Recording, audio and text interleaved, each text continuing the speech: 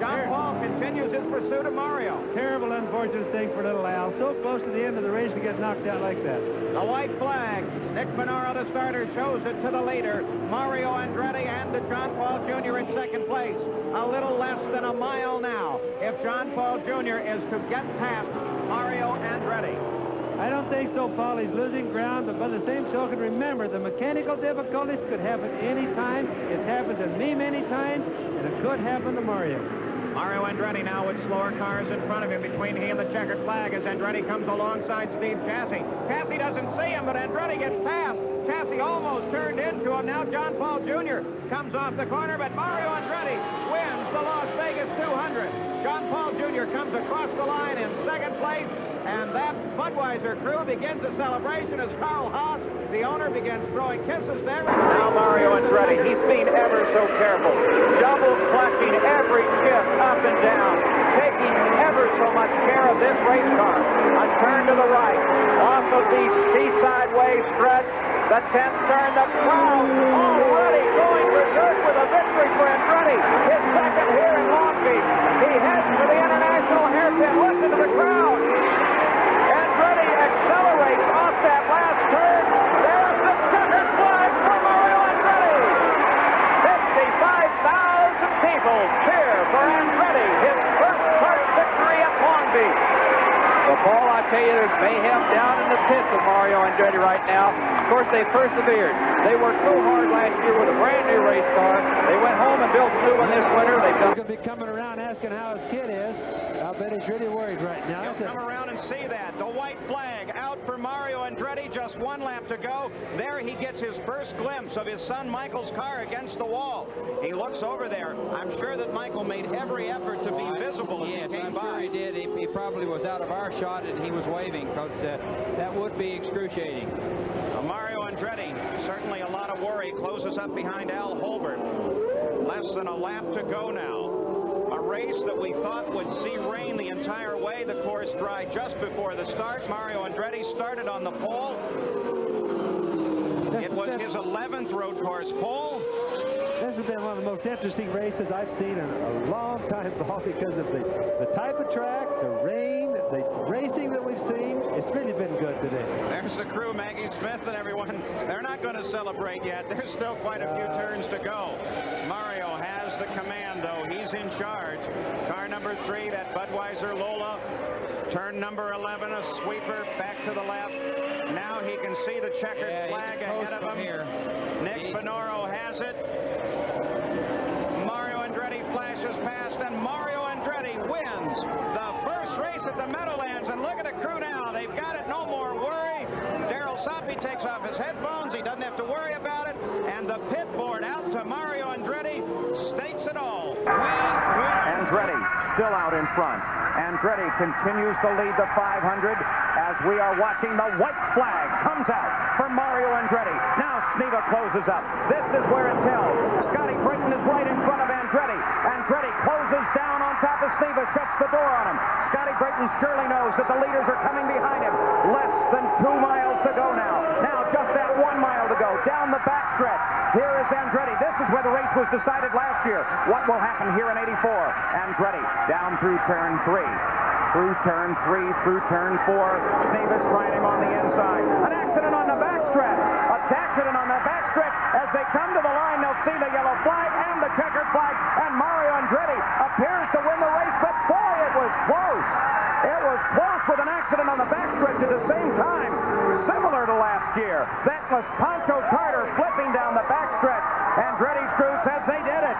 There is Carter's car. A tremendous run for Carter. He was running up in 3rd and 4th, and then an accident as the checker comes out. Boy, coming in through sports and his people, putting together quite a fine stable of cars.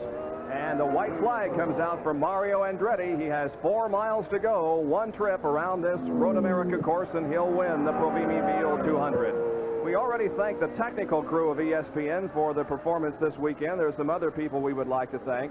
Our helicopter shots that you have seen throughout the telecast, provided by pilot Don Warner. Also, we'd like to thank the Provimi Veal people, Ott Grunenfeld and his public relations people who have treated us extremely well this weekend.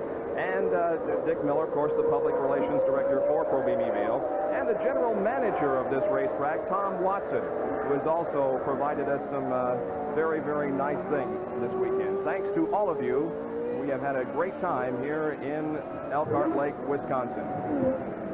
Well, Mario taking a little wide coming through turn number 4. Now he's in the Hurry Downs area, going downhill, kind of snaking toward the carousel coming up, which is one of the fastest corners on this racetrack. Mario Andretti will win his second race in a row and his 4th this year.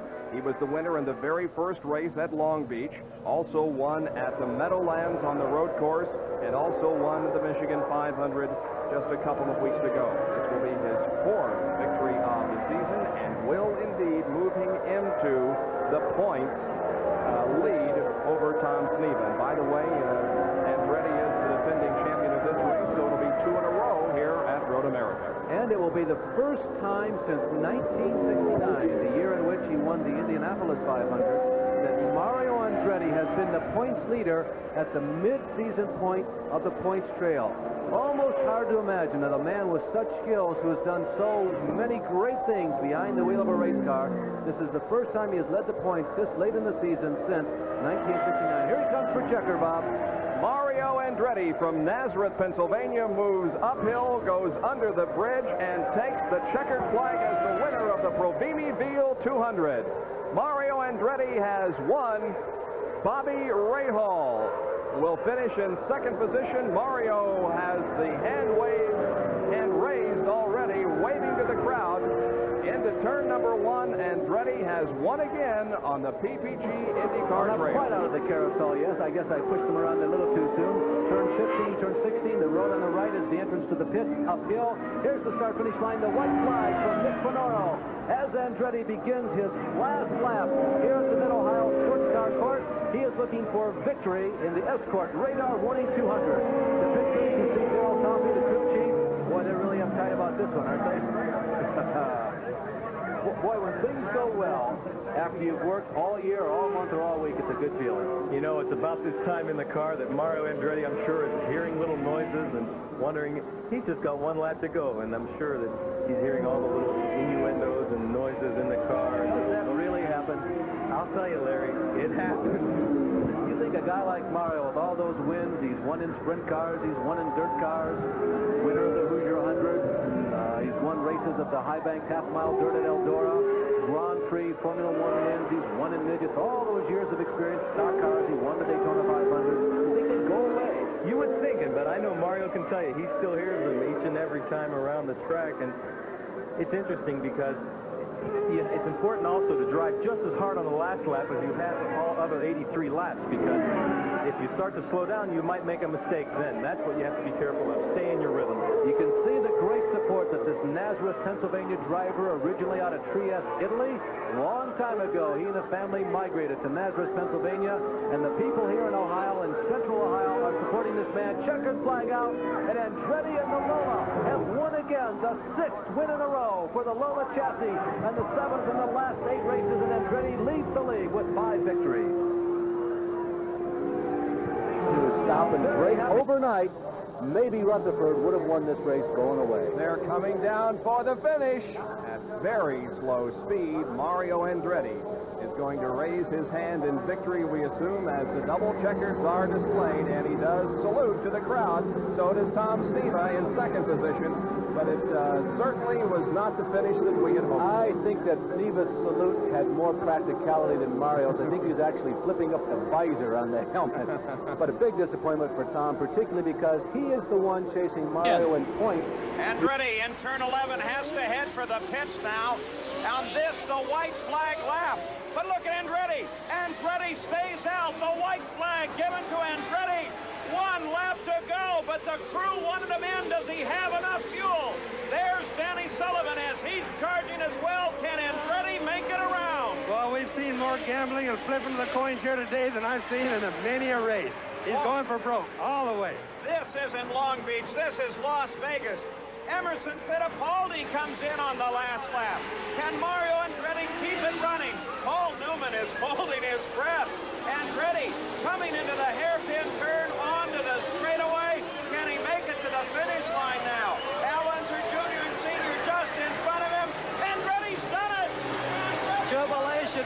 in the Andretti pits. Paul Newman, Carl Haas. Somebody looked like they even had a bottle of champagne down here. We saw something flying. This crew is as happy now as when they won the national championship at the end of the fall. Stop clock was timing well in the top 10. He may have been the 5th or 6th fastest when he crashed out. Don Whittington was here, didn't make it. Del Coyne, Ralph Boiso, Bill Whittington was the other driver. White flag, lap coming up, 199 complete. Mario Andretti moves out of turn number 2 down the backstretch. It'll be a clean sweep for him if he can pull off the win here. He has led the most laps. He has qualified on the pole, and he has led every lap of this 200-lap race here at Milwaukee. He comes off of corner number 4. Mario Andretti wins the American 200 from State Fair Park in Milwaukee. Stop number 3 on the PPG IndyCar World Series for 1985.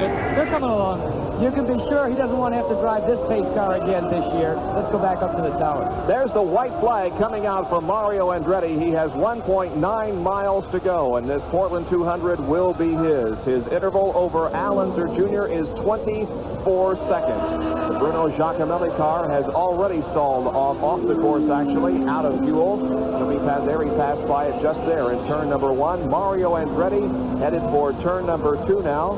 Coming toward turn number 3. This is the final course for Mario Andretti. Among the active IndyCar drivers, Mario, Al Unser, we told you earlier, Rick Mears, to whom Gary just spoke, Bobby Rahal, Gordon John Cocktail Bobby. These are the only people who have ever won IndyCar races on road courses. Believe it or not, Johnny Rutherford, Danny Angaias, and Danny Sullivan are also other road course winners in IndyCar racing. And of course, Al Unser Jr. a year ago right here at Portland. Looks like he is destined to finish second to that man right there, number 1, Mario Andretti. And Mario Andretti now braking in turn number 9, coming out of it, accelerating down the main straightaway, and Mario Andretti has won the Stroh's G.I. Joe's 200 from Portland International Raceway, and the crew and the car owner, Paul Newman, celebrating with a Michael Andretti off of corner number 9. He's on the main straightaway.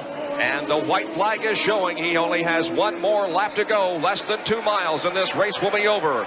Let's see if that car has enough fuel to go the distance. His wife looks toward the heavens and says a moment of prayer, hoping that her husband does have the fuel that will put him in victory lane for the 2nd consecutive IndyCar race. Last week, a dominant winner at Milwaukee on the Mile Oval. A completely different kind of racetrack here this afternoon in Portland, Oregon. But he still has the lead. He's rounding corner number 3 now, heading slightly uphill into corner number 5. The gap when he passed our booth was 2.9 seconds, so he is very, very conservative. Mario is catching him at the rate of 2 seconds a lap. He is on the backstretch on his final lap. This normally would be the 2nd fastest portion of the racetrack, but Michael Andretti is not going as fast this time as he has in previous laps. It appears as if he is going to make it. He's in corner number 9, the final corner on this racetrack. He comes off the 9th corner. The car is a little slow coming off the corner. He's out of fuel. He is out of fuel, dropping to the inside. And here comes the finish line. Who's going to win it? I think it's impossible to say at this point who won the race. It looks like Mario. Unbelievable. Michael ran out of fuel as the car came off the 9th corner. He dropped to the inside.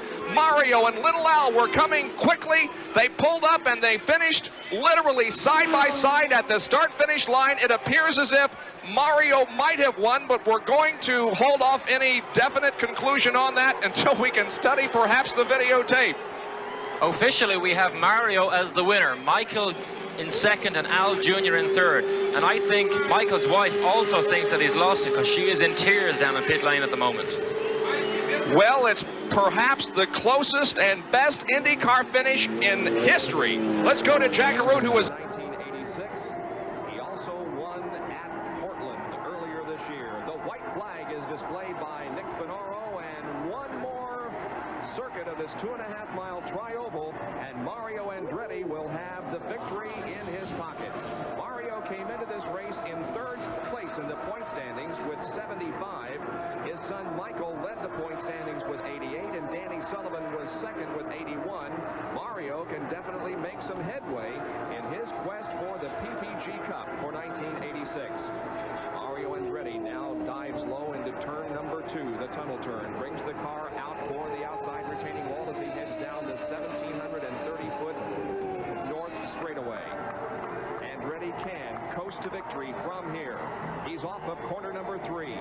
Sets the car straight away down the long front stretch, and the checkered flag waves. Mario Andretti has won the Domino's Pizza 500 at Pocono. Kevin Kogan will unofficially finish in second position. Poncho Carter. Now we watch back toward the hairpin. Here he is. Mario Andretti brings it onto the pit straight, and the white flag flies for Mario Andretti. Just one more lap to go. So Mario Andretti on his way to victory. Let's go down to his pits now, and Gary. They're getting ready to celebrate down here, and what a time of celebration. Paul Newman recently got an Oscar. Carl Haas has got out a new victory cigar, and Mario Andretti's about to get a new trophy here at Long Beach. Well, Carl Haas and Paul Newman and Mario Andretti all beginning to smell that color of money. And as Newman says, there's nothing that smells quite like it. This is the white flag for Al Unser Jr., the second place car, as he acknowledges the white flag. And Mario Andretti reduces speed just a bit. All he has to do is bring this car around the circuit one more time. Not only will Mario have the victory, but the Ilmor Chevrolet racing engine will notch its first victory in its entire history. 1 year of development with a Penske team last year. Now they bring the engine to several other teams, most notably this one, Newman Haas, and it is performed here today. 2 of those engines went by the wayside, but Mario's engine has not missed a beat. Mario Andretti makes his final left-hand turn, now pitches the car around ever so carefully, a final right-hand turn, a final burst of acceleration, and Mario Andretti has won the Toyota Grand Prix of Long Beach. Well, I can't think of anything better for him right now. Look at Carl, very smooth and very calculated. Paul Newman really is standing by this. He so much loves his motor racing. Well, it's an Oscar and an IndyCar win for Paul Newman. And there's Tyler Alexander. They are ready for him to stop. Tyler Alexander called Billy Camphausen over and said, can I have enough guys to push him? But apparently he's gone on by the pit entrance. He's going to stay out.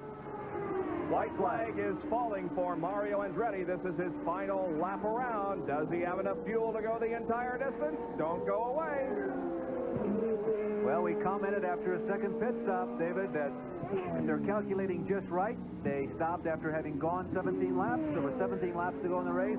Now, Mario seems to have saved a significant amount of fuel the last 3 laps, so it should be a cakewalk. I think generally his last stint, the last 17 laps, will run at a less fierce pace than that middle 17 anyway, so he should have saved quite a bit of fuel, and if he could do 17 laps for his second stop, he certainly should be able to do it. 18 on this stop, yeah. Now, we should be able to see his red light on at that location, and we did not, so I think he's probably got enough to go here.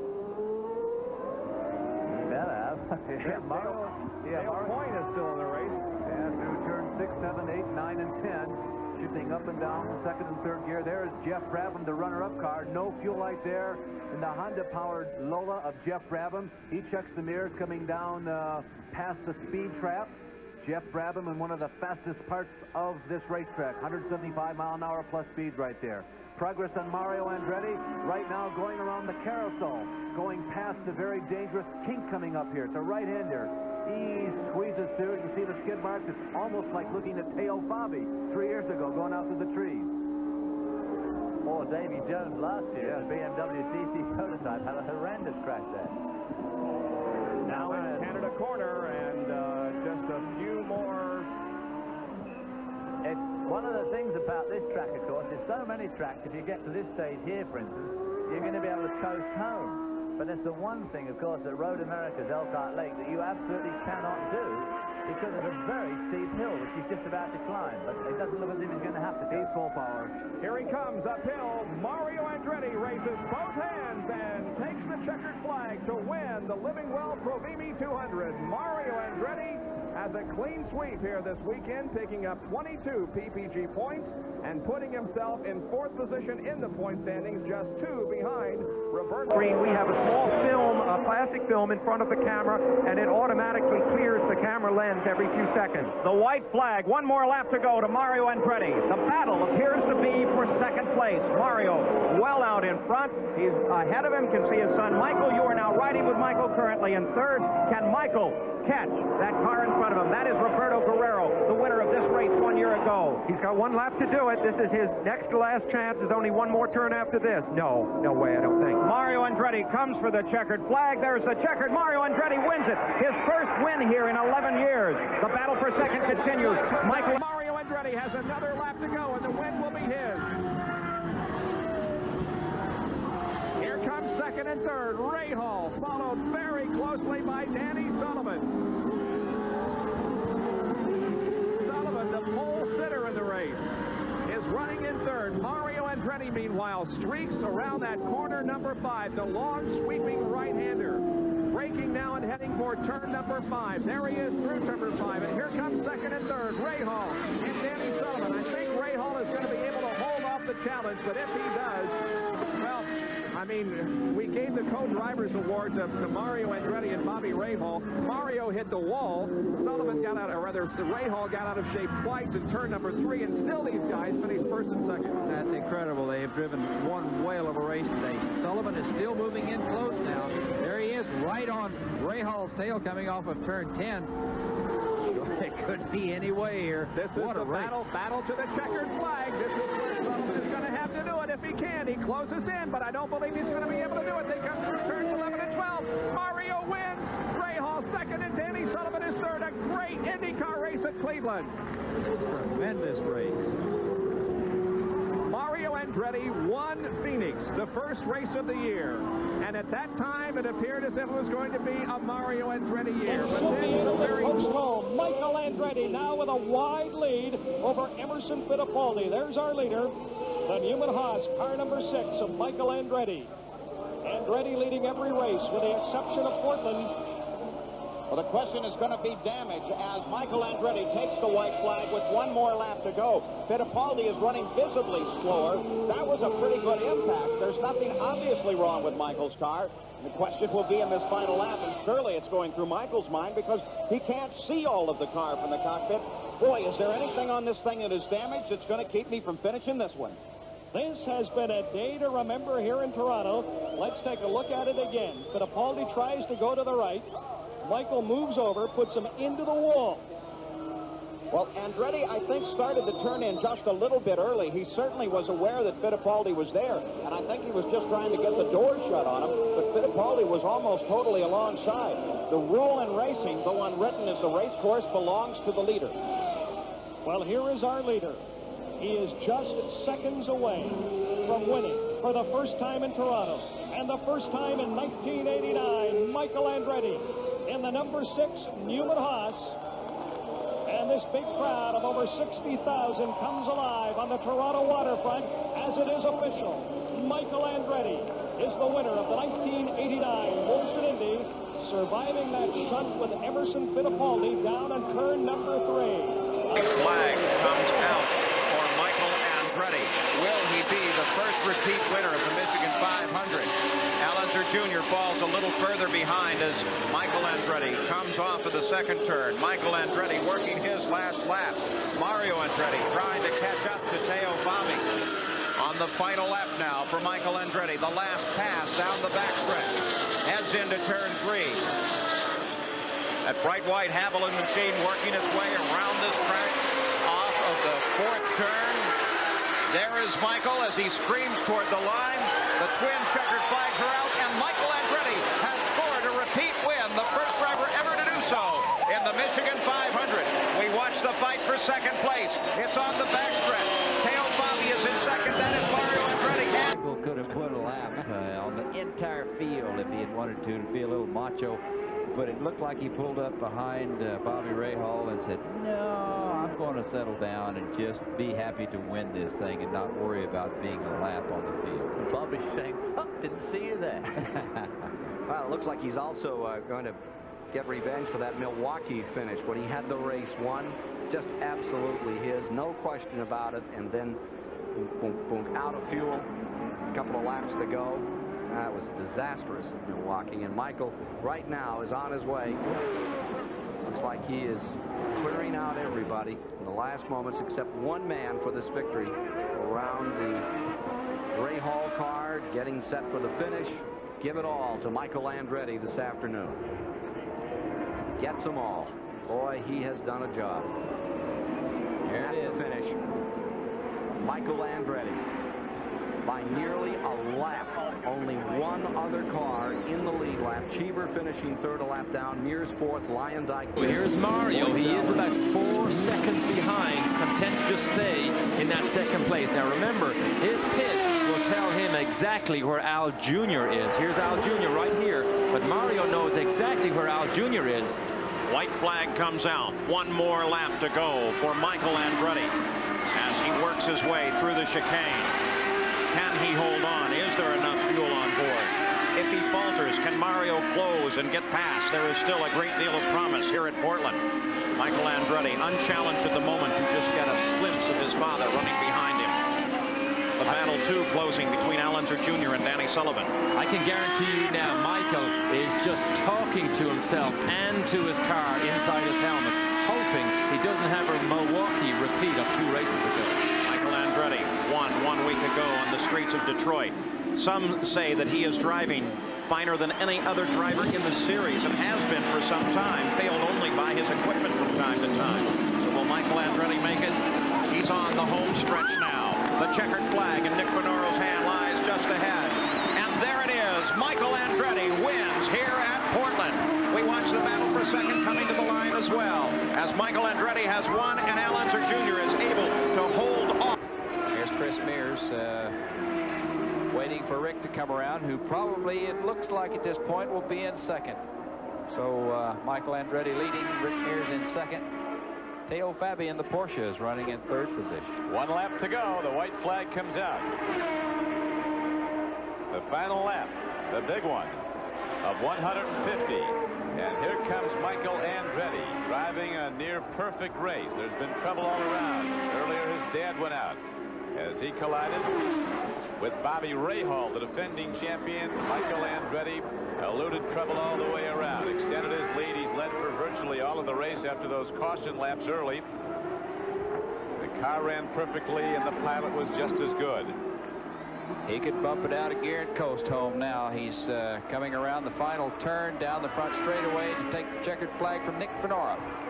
There it is. Michael Andretti wins his 3rd Hart Indy race of the year. There is Sandy Andretti, very happy. She better not be jumping around too hard. Ward off the doctors who wanted to look at him. They got their examination done. He went right into the backup car and qualified in the last lap of qualifying, taking the pole away from Danny Sullivan, who had been quick time up to then. Now, with an excursion off the course, with all of the rain, then the drive and the rain again, it's been a very long weekend for Michael Andretti, and it looks like it is about to pay off as he circles on the last lap. And those hardened enthusiasts might remember Teo Fabi had a big crash in practice last year. He used his spare car for the pole and went on to win the race. Almost a carbon copy of this year. So Michael Andretti, the Kmart, Haviland Lola, turning now into the carousel. One more left-hand turn to go. Twin checkered flags now fly for Michael Andretti, who wins here at Mid-Ohio, and his father will come across the line in second place. We watch for his dad to come across, and Michael wins it. Mario finishes in calculation, which is the mistake they made last year. Michael Andretti, his last time down towards Station 5 and through the woods. There comes that battle with Al Unser Jr. challenging Rick Mears. And little Al is right there coming to his favorite braking area. Is he close enough to maneuver? No, he's not. Fittipaldi comes up, continuing his chase of Michael Andretti. On the last lap at Road America. A most unusual race, but it almost always is here at Elkhart Lake, Wisconsin. Michael is definitely putting the challenge to Al Jr. by winning the last 2 races. He said in an interview recently, all I got to do is win the last 5, and people joked. Now he's won the 2. This is the crew. They're watching this picture right here, the onboard camera feed. Heading for the kink, out of the gravel pit. Down as fast as he can go, waiting to the last second to touch the brakes as he heads into Canada corner. A right angle right-hander. Fittipaldi not within striking distance at this moment. But there he is. He inches closer. Back up. He climbs an elevation once again. Out under the bridge for Michael Andretti. The Kmart, Haviland, Lola, Newman, Haas, perhaps back-to-back wins. It's a final corner just ahead. Fittipaldi maintains position as Michael Andretti begins to climb the hill now. And it'll be the checkered flag line just ahead for Michael Andretti. As Michael Andretti picks up the win here in the Texaco Haviland 200. Michael Andretti keeps his hopes alive in the points fight. Fittipaldi comes across the line in second place. Here comes Al Unser Jr. up the hill. On Kmart machine. Looking for a white flag now. He told me yesterday, no way we're going to run out of fuel this year. I hope he's right. The white flag, 1 lap to go. It was at this point last year that he was devastated. But no, now he continues on at speed. Halfway down the back straightaway, Paul, we know we can coast the rest of the way, so Michael should make it. Michael Andretti, as the crew looks ahead, anticipating a win. If he comes all the way around to the checkered flag, the 15th win of young Michael Andretti's career. And now it's already in the record book. Michael Andretti for Nick Finauro's twin checkered flags. And Michael Andretti has won here at Milwaukee. Michael Andretti, who was so powerful at Indianapolis, but not powerful enough to take on Rick Mears. Rick Mears having his problems in the early going as John Andretti comes across the line in second place. Mario Andretti will come across in help from Dad if he has anything to try to encounter up here. He makes it through that sweeping final turn onto the pit straight. And this time around, he should see Nick Finauro's white flag as he comes down the line. 103 laps are complete for Michael Andretti. If Fittipaldi is going to have a chance, this is it. Just under 2 miles to go for Michael. Is there enough fuel? Here comes Fittipaldi, his final pass completely down the pit straight. He's through the chicane. Michael now works up through 3 and 4. Michael Andretti, his father line just ahead with less than a lap to go now. Well, there's no way Emerson will catch him now with speed, so the only hope for him is that Michael runs dry. Everything sounds good now, but Michael will listen for every rev and make sure there's no if that spells disaster. Fittipaldi came across the line 4.6 seconds behind Michael. There's Mario Andretti on board with Michael now. Let's watch and listen on this, the final lap. Sounds good, looks good. It was at this corner some years ago that Michael failed and lost the race. It's not going to happen today. Michael Andretti flashes under the checkered flags and becomes the first man this season to win 2 races. Michael Andretti is the winner of the Budweiser G.I. Joe 200. Emerson Fittipaldi comes across the line in second. Absolutely behind Al Jr., watching everything that's going on, but they're strung out a little bit here under heavy braking. This is the last turn, 9 and 10. Decision time now as the white flag comes out. Just a tick over 2 miles. 1 lap to go for Michael Andretti. He has not finished here in a very long time. Will he finish in the top spot? Very likely, but it's not over until that checkered flag comes out, and the battle for second place continues to heat up. There's Michael on the lakeside straight, the number 2 Kmart Haviland car. And he's looking perfect, but remember that surface is very, very slick. Anything could happen at this point. Michael is certainly well aware of that, but he's also well aware if he hesitates even for a moment, then Fittipaldi, Rahal, Unser Jr., and LUYENDYK are going to be right on top of him. And Rahal continues to work for second place, right behind Emerson Fittipaldi. Rahal keeping Emerson honest and on his toes here, but LUYENDYK made an attempt earlier on to get by Al Unser Jr. But look at Rahal. This is his last chance. This is the only time he can make a pass under heavy braking here for turn 9. Michael Andretti runs all alone. Here is the battle, and Rahal's going to try the brakes, but it won't work here. He climbs in behind Fittipaldi. They come onto the pit straight. The twin checkered flags out for Michael Andretti. Michael Andretti has scored the win, and Rahal strings out alongside of Emerson Fittipaldi, but Fittipaldi comes across the line in second, Rahal in third, Al Unser Jr. fourth, ARIE LUYENDYK fifth, and Mario Andretti sixth. With 101 laps complete, as Michael Andretti comes across the line yet again and sees the white flag. 102 laps now complete, and Michael Andretti starts on his final lap. But this could be a critical juncture in this race because of the concern over fuel. His crew has reported out that they have been in fine shape all the way around. His wife Sandy, as Michael works his way with a dominant lead of 16 seconds over his father Mario, but it looks like Newman Haas may be on their way to a 1-2 finish here at Exhibition Place in Toronto. There's Dad second place.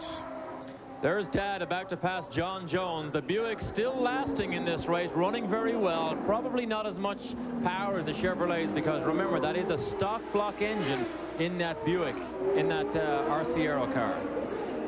John Jones runs in 10th place. That's a pretty good ride for that car. Here is Michael, the Kmart Haviland Lola. He works his way on the final lap now and screams as fast as he can for the finish line. And Michael Andretti sees the twin checkered flags. Michael Andretti's 18th career win, and coincidentally the 250th win for Goodyear tires. Congratulations, Michael Andretti has set a new race record, 99.1 miles an hour, eclipsing the old record by near. Without any doubt in this world, was Michael doing the outside passes on the guys that were the fastest on the racetrack besides himself. Next, Ferrano out with a white flag, meaning 1 lap to go. The race is almost over. Michael Andretti has only to complete this lap, and he will have won his 5th Indy kart race of the year.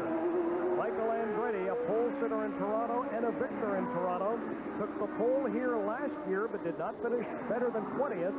He took the pole here this year, and he has not only dominated qualifying, but dominated the race today. No question, the more aggressive of the drivers of the top 2 or 3. Bobby Unser had said that Bobby Rahal had to be more aggressive. Rahal was aggressive, Bobby, in the mid part of the race, but for some reason seemed to back off during the last 20 or 30 laps. It's all over in Vancouver.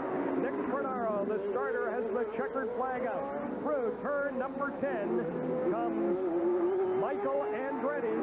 Michael Andretti now taking the checkered flag, and the 2nd annual Molson Indy Vancouver is history. Michael Andretti has won for the 5th time in 1991. Comes 3rd place, Bobby Rahal, and Scott Pruitt in 4th place down the hill, and there's the battle between Rick Mears and Al Unser Jr. as they continue to fight it out for 5th place. Over on the start-finish line, the white flag comes out to Michael Andretti, indicating 1 more lap to go.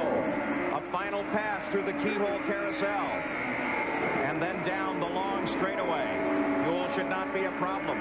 The only problem for Michael was Emerson Fittipaldi, and as they came across the line, because of the traffic, Fittipaldi was a full 3 seconds back from Michael Andretti. It just shows you how big a part traffic can play in these races. Michael got through, but in a flash, by just getting caught in this section here of the racetrack behind Greenfield and Matsushita, Emerson lost a full 3 seconds. Well, Michael Andretti working on his final lap here on possibly his 20th career win, which will, by the way, tie him with Bobby Rahal for 13th on the all-time win list. Michael Andretti will pass Bobby Rahal in the points here. At the same time, he catches him in career wins. Oh, Michael Andretti in the final quarter mile of the racetrack now.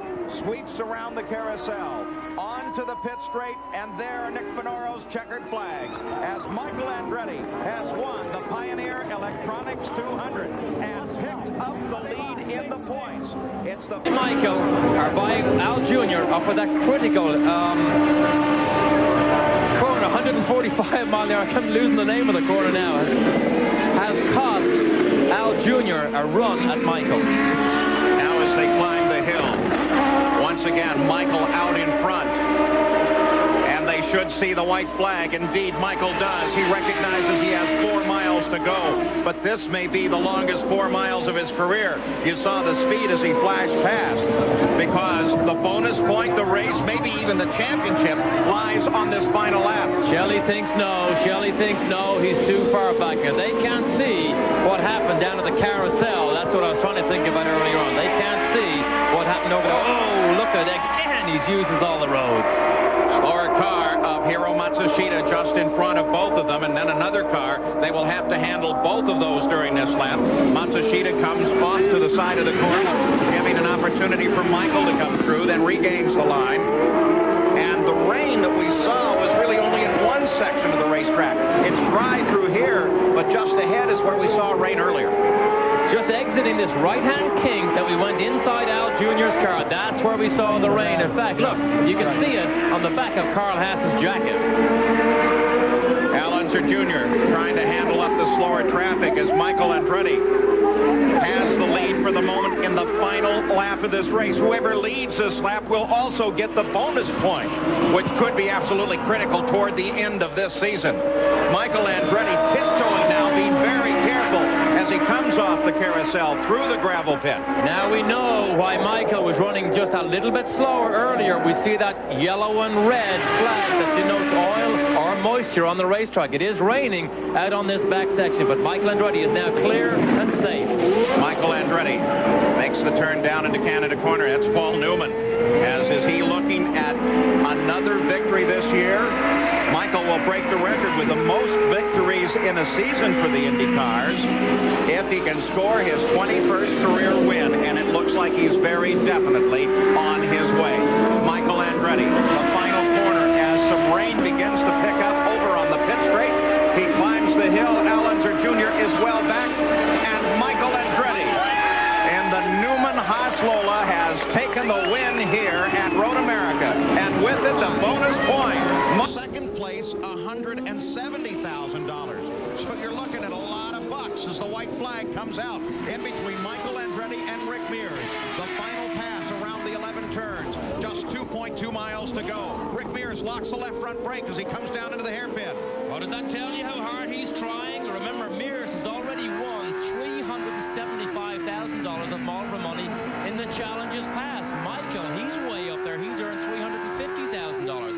So these are big paydays for the people who run right at the front. For Michael Andretti, so close, but really so far. That interval is so difficult to make up. Still, Michael has done it in the past. Can he do it again? As once again, the last pass up the hill now. They make that left-hand turn and continue their climb. Almost 300 feet in elevation difference between the bottom of the course and up here at the top, and Michael Andretti is very definitely closing in. The blind corner just ahead. There's the corkscrew. Michael slaps it down the hill. He continues to try and catch Rick Mears. It's going to be very, very close. The crews look to see them come out from under this bridge, and there they see Rick Mears still has the lead, but Michael is still closing in. The Marlboro Challenge about to be decided in Laguna Seca, and for Rick Mears, $445,000 if he can just hold on. He climbs on the pit straight. He's out of fuel. He slows down. Michael Andretti comes around him, and Michael Andretti on the last straightaway picks up the race, the checkered flag, and the lead. What could possibly have happened to Rick Mears? A missed gear, a faltered fuel, who knows what it is? My word, give me a minute here to catch my breath and try and feel my heart. Has been wonderful for Michael, but as he flashes across the line, he takes a look at the white flag telling him there is one more lap left in this, your championship season, Michael Andretti. Traffic ahead of him, but he has plenty of time to take his time, take the right line, whatever he wants to do. The one thing he'll watch is where Al Unser Jr. is, and he's still almost 12 seconds behind. The 9th time that a kart race has been led flag to flag if Michael can only finish this lap. 7 times it has been done by Andretti's, 4 times by Mario, and now 3 by Michael, if he can only make it to the checkered flag. But let's not forget yesterday when he took the win on the last corner. Unbelievable circumstances. Michael already set a record with his 7 wins earlier, now about to push that figure up even further to possibly 8 wins in one season. Phenomenal. Mario still trying to hold on to that podium position and keep 3rd place away from Emerson Fittipaldi. Hiro Matsushita just ahead of them, and Mario carefully alongside Matsushita. Fittipaldi climbing up behind him now. It's going to be very difficult for Emerson to do anything about it now. Michael Andretti, the 11th and final turn, the last turn of the racing season. And as the new champion, Michael Andretti takes Nick Fedoro's checkered flag. He takes the season, he takes the race. Michael Andretti, with an incredible record-breaking year, wins the title now by 34 points in his 22nd career victory, which puts him 11th on the all-time Michael has run out of fuel here before. Unbelievably, he did exactly a copybook style of what he's doing today, dominated the whole event, and ran out of fuel on the last lap. I'm sure that is is a bad memory for him that he is very aware of. Mechanically, the car has gone the full distance. The white flag is now in Nick Finauro's hand. Michael Andretti has already seen and acknowledged it, as has Emerson Fittipaldi. So it is a run now for the finish. Is there enough fuel on board both of these cars? Al Unser Jr. takes the white flag. So everybody's going for the finish of the race. It's in the hands of the driver and to some degree in the hands of the fuel tank. Look at the apprehension in the pits. Neither one of the lead cars in contact at the moment. Here is Michael Andretti. Andretti running through this giant sweeper. Now moving over to the backside of the course. And Michael's lead is still considerable over Emerson. He's still above 7 seconds. We can see a long gap there, so Michael can be slightly conservative. But he looks strong, but he's not finished yet. But he does look very strong. There's Emerson. There he is. Emerson Fittipaldi closing down considerably during this final lap. There is Fittipaldi. That was Rick Mears right behind him. And here is Michael on the main stretch. The luck is about to change for Michael Andretti as he takes the checkered flag and scores his 3rd win in a row here at Portland. Michael Andretti's luck has changed. He's out in front at the finish. Michael and for that new Ford engine. Michael Andretti looking very strong here. Bobby Rahal would have to hope something goes wrong on Michael's car if he is going to pick up the win of this race. Even the yellow flag won't help Bobby Rahal right now. He needs Michael to drop out. White flag showing to Michael Andretti. Sandy Andretti watches. Michael to the backstretch as he continues to roll at full power. Bobby Rahal 18 seconds back trying to catch him. Michael Andretti slowing off the 4th turn. Michael Andretti, did they cut it too close as the yellow comes out? And it comes out for a situation over on the backside of the course. And Michael Andretti comes to the checkered flag and takes the win with the yellow at the same time. And that's Raul Boisel that got in trouble on the final lap of the race, assuring Michael Andretti a win. For a second there, when we watched Michael slow, we thought maybe something was wrong with his car. Obviously, they calculated perfectly. Ford has their 2nd victory. Michael Andretti 2 in a row and a much-needed 21 points toward the championship battle. So Michael Andretti takes the win on the Milwaukee Mile. We'll be back. By the end, now there's Rahal with that stop running a full 19.5 seconds back of Michael Andretti and Nick Finauro with the white flag. 1 more lap to go. 1.78 miles for Michael Andretti. And it's a time that you traditionally refer to the worries of the race driver. Bobby, truly on this lap, is it a difficult run?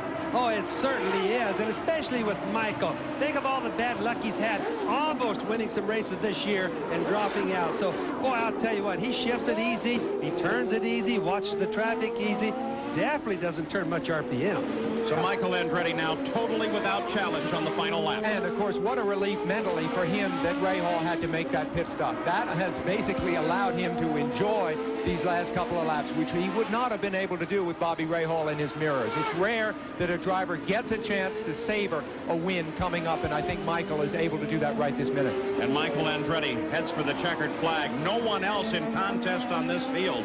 As we come to the closing lap, Michael Andretti makes the final turn onto the pit straight. And the Kmart Lola has taken the win here in Toronto. And another victory for the Ford engine. And 25 victories now go into the record book for Michael Andretti. 5 miles an hour faster than last year. So here is the turn that will carry him back under the SkyTrain tracks and toward the pit straight. Seems like there was a little hesitation as he came off the corner to look at 1 lap to go. Look at that right front tire. See that black band all the way around the tire? See it right there? I wonder, is that the beginning of a blister? I don't see it so much here, but as he goes through the windy stuff, you can clearly see a black band. Not too much there, so maybe it's not a blister. You also get the impression from several of the shots that there's a lot of tire debris and marbles right at the edge of the groove that also could be picked up from time to time. Michael Andretti working the last 1.5 miles of this course. He has been the key factor throughout the day and has remained for the most part unchallenged. This finish at the front of the field will give Michael a tremendous boost in the points fight and will give him a chance at 2 PPG championships in a row. He carries the #1 right now for last year's championship. Coming to the line, too, Al Unser Jr. will be chasing Michael Andretti. The last set of corners for Al Unser Jr. as he comes onto the pit straight. And there is the twin checkered flag for Michael Andretti as he takes the win in the Kmart Haviland Rolla. Now, don't forget, Sports Center will be coming up next right after this race. We'll come back in just a moment in the Newman Haas pits. They are congratulating for the remainder of the season. Here, Carr, for the remainder of next year as well. He signed on with Tony Bettenhausen for next year. On to the pit straight one more time. Completing the lap there underneath the bridge. Michael Andretti looking at a flag-to-flag win as the white flag comes out indicating one more lap to go, but still, he must be so very careful. Johansson lets him pass. Bobby Rahal comes past and down into the first turn in third place and on his way to an IndyCar championship. To lose it now, something desperate would have to happen at that particular race car, dropping him well behind, and that is not likely. Well, the only part of Michael Andretti's dream weekend that didn't fall into place was a lack of performance by Bobby Rahal. Otherwise, Michael has done everything possible, and I said it earlier on. Remember also, Mid-Ohio, total dominance, 0 points. How the whole season can come down to just one race, but really you have to look back on the full season to get the full picture of what happened in this championship. On the last lap, no one in contest with Michael Andretti. He has passed Stefan Johansson. He has clear sailing for the 5th time in his IndyCar career. He is looking at a flag-to-flag win, a clean sweep. Down heading now for the final corner and the pit straight, and turning up toward Nick Venaro's final checkered flag. Michael Andretti on the pit straight now. A perfect day as he takes the win for the Newman Haas team in the Kmart Texaco Haviland Lola. Now here comes the new champion as Bobby Rahal raises his fist in salute to his pits, and he takes the checkered flag as the champion for the IndyCars in 1992, his 3rd IndyCar championship. Well, take your hat off and admire. That's coming up next, right after the racing here on ABC Sports. Back at the front of the field, the white flag has come out for Nigel Mansell, but is there enough fuel here? Is there enough fuel in Fittipaldi's car? Fittipaldi is now just 9 seconds back, and Robbie Gordon sits almost behind Fittipaldi. He has only to handle up Bobby Rahal. So this race most certainly is not over yet. You think strategies don't change at the very last of the race when there's no fuel left? Everybody is wondering. You know, they have all of their onboard computers, but they don't even believe those when it gets down this close. A very partisan crowd here in Australia in favor of Nigel Mansell. They are going to go nuts. They did so when he scored his pole position. Now they have a new award for pole, $10,000 for pole, and if the pole winner can also win the race, it's another $15,000. So it's going to be a very lucrative day for Nige if he can only make it to the checkered flag. Yes. There's that battle going on still. Robbie Gordon has not made it around Rahal, though he tries him there. Well, I don't think Robbie Gordon is really trying right now. He's just hanging on. He's going to settle for 3rd place. Would be a smart maneuver if he did so.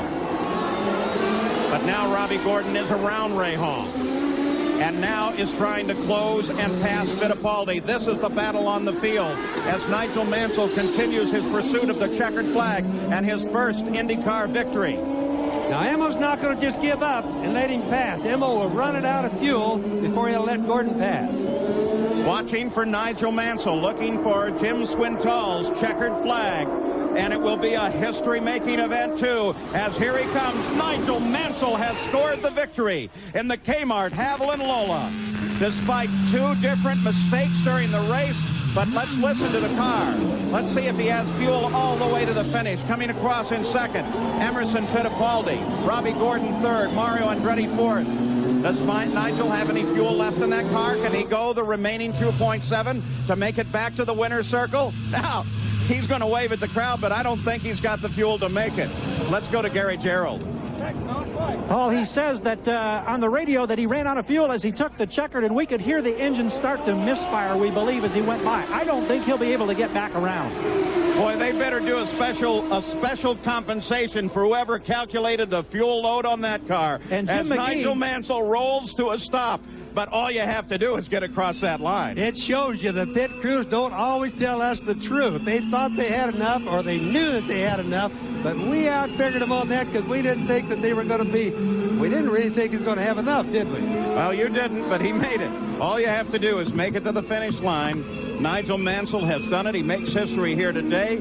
The defending Formula One champion knows exactly what IndyCar racing is about and is showing this crowd and the world what he's made of. I hope that he has enjoyed it. It's certainly Carl Haas and everybody congratulating one another on a terrific victory and a very tactical win. And Mario Andretti will be on his way to victory number 52. Second on the all-time list to A.J. Foyt. 31 of his wins have come on ovals, and Mario Andretti has taken that white flag. Paul Newman watches. They hope for Mario Andretti the dry spell may finally be over. Traffic just ahead of him, ever so careful now, as Mario Andretti can see the checkered flag just ahead.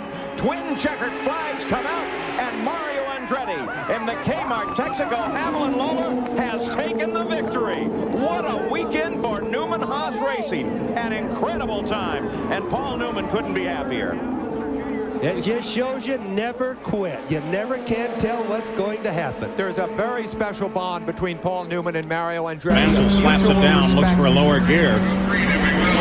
And they say they will go back to green at the conclusion of this lap. The safety crews, the IndyCar safety crews, are rushing to their positions at the side of the track so they can clear the course. All right, remember, we're looking at two very highly motivated drivers in Mansell and Raul Boesel. Both men ran brilliantly at Indy last week into third and fourth, respectively. It's Boesel in the orange car. Danny Sullivan sits in between them. He's been slow in this race. There's Mansell. Both men out of Formula One and now into Indy cars. And remember, Nigel Mansell had a problem coming back to the green flag a week ago at Indianapolis. And again, he's slow, Paul, as he comes up to the green. As Boesel looks for room wherever he can. Nigel Mansell holding him off. If Nigel can win here today, he would be the first foreign driver to win at this track since Jimmy Clark in 1963. The same, of course, would be true for Raul Boesel. The two of them separated now by just a few feet. Were the race to end this way, Mansell would have a whopping 70 championship points, and Boesel would move into second with 52. Nigel Mansell takes a look at the white flag. He sends himself down the back straightaway. One straightaway to go now on the backside.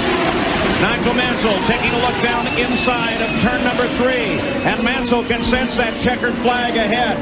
Boesel tries to close in. He can't get the job done, and Nigel Mansell picks up the win. Nigel Mansell's first win on an oval, and he continues his point lead. Congratulations to Newman Haas in second place. Boesel. Fittipaldi is in third. Bobby Rahal with a fourth place finish. Al Unser Jr. up to fifth, and Scott Brayton comes home in sixth place. So the race.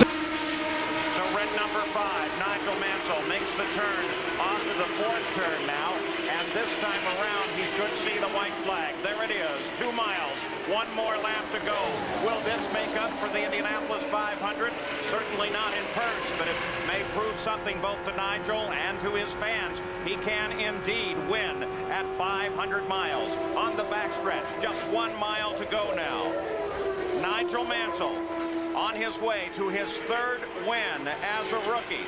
He's won on a road course. He's won on a mile oval.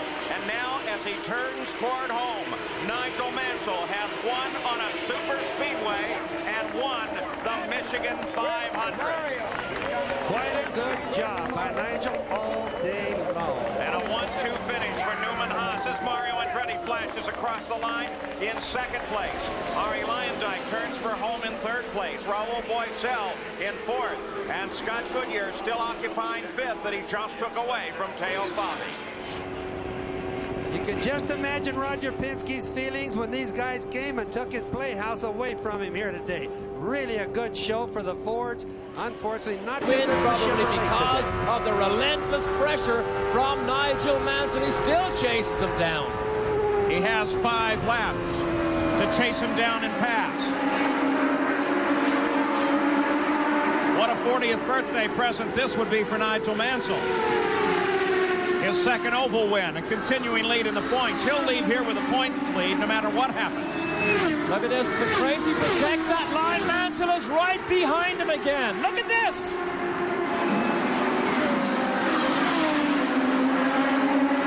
And Mansell swings to the outside. Tracy down low. They dart in and out. They use the advantage of Stefan Johansson, and Mansell takes the lead.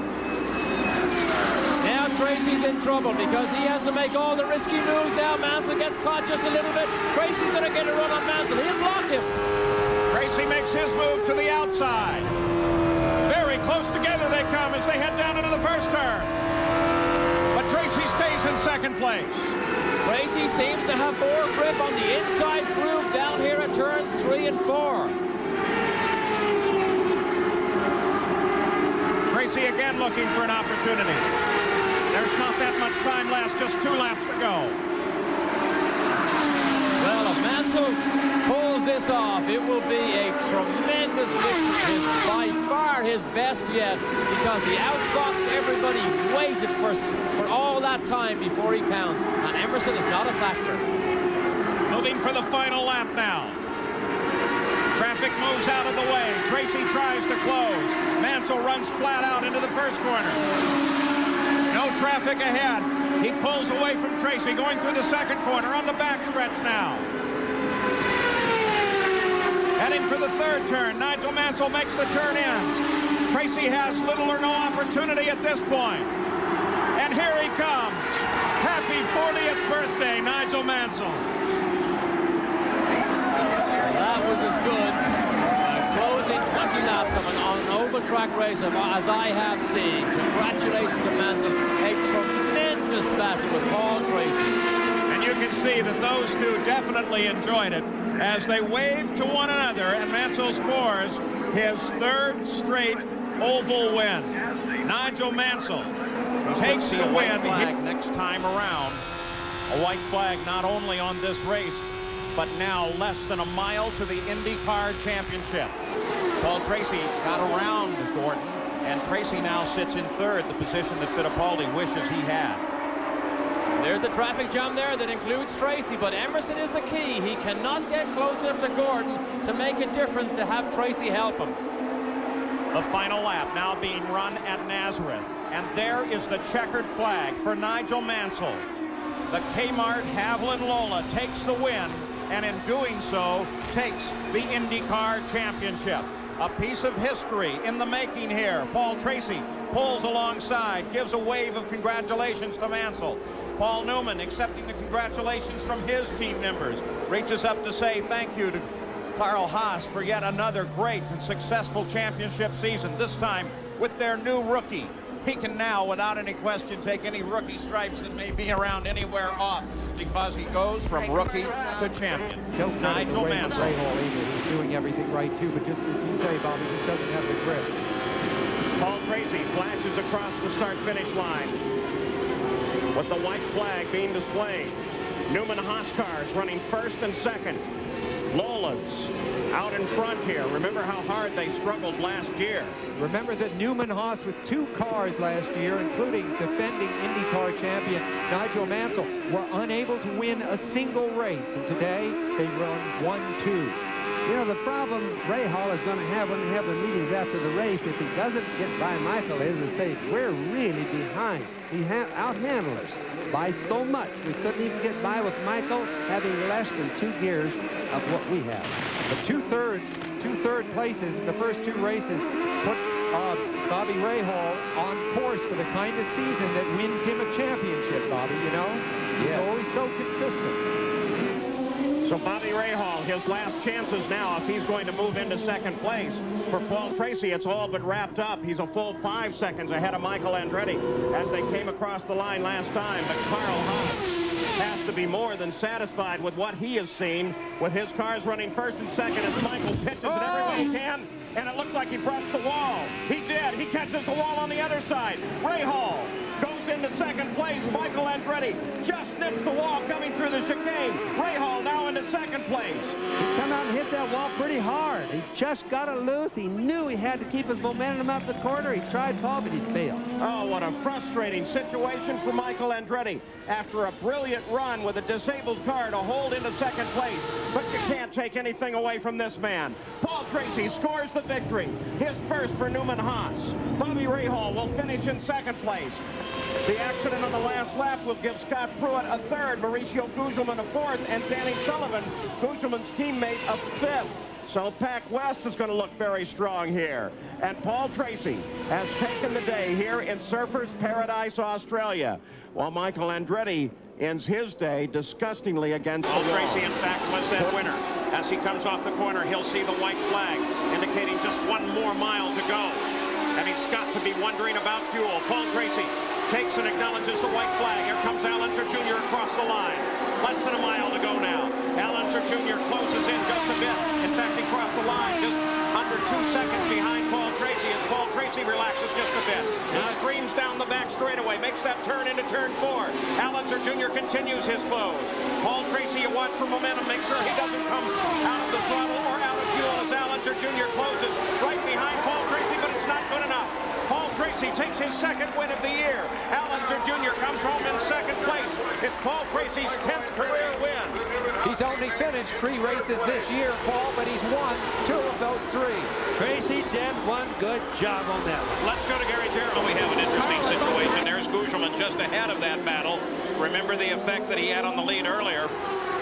Maybe Canadian television will get us back there in a second, but they wanted to get us on the white flag lap for the leader of the race, Michael Andretti.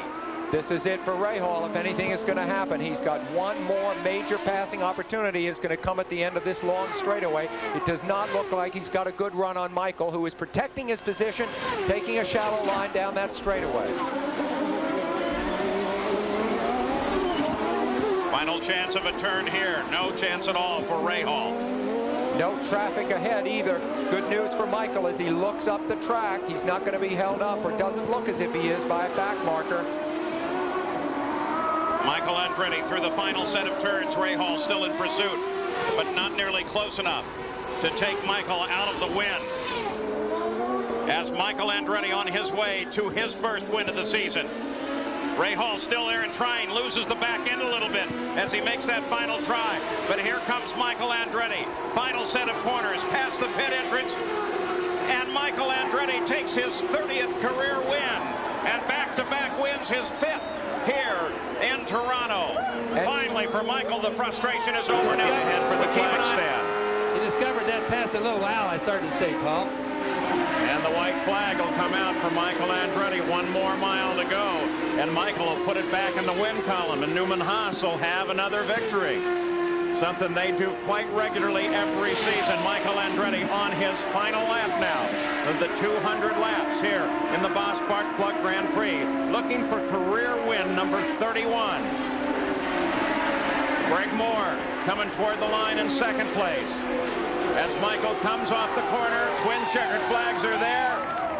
Listen to that crowd in front of the hometown. Michael Andretti takes his second win here at Nazareth. There's Greg Moore as he turns. They will get the white flag and the green together. Wow, it's going to be great. What? All the maneuvering is happening right now. Watch them. It's all down to this. But remember, you can't pass till you get to the line. That's right. But Michael, as we saw pass going into turn 1, or coming off of turn 1. White and green together. Michael Andretti into 1. Al Unser Jr. and Paul Tracy trying to catch him. Boy, Michael got a good run back to the green. Boy, I don't think hold it right through the next corners. And the yellow comes out again as they come to the checkered flag. So the yellow comes out as they come to the checkered. Michael Andretti takes the win under a yellow flag. Something happened down there in the first turn as they came back to the green, but a bit anticlimactic. We'd hoped for a run all the way, but the yellow came out while they were in the in the third turn, actually, and wisely they all got off of it. Parker Johnstone had contact with the wall in turn 1, but Michael Andretti takes the win. We'll update you on Parker, and when we come back, we'll also be able to talk to the winner and the combatants in the Miller 200. Leave the door open, because I know right now, if I'm Christian Fittipaldi, I don't have much chance and very few opportunities between now and the end of this race. All right, just a tick over 2 minutes to go now to the checkered flag. Michael Andretti, I'm sure he's thinking about what Christian's going to do. Christian's trying to make the move that will help him. DeFerrin's right there. Pace picks up. Here we go again, the final laps. That's not as the restart the clock I wanted. down. No, not at all.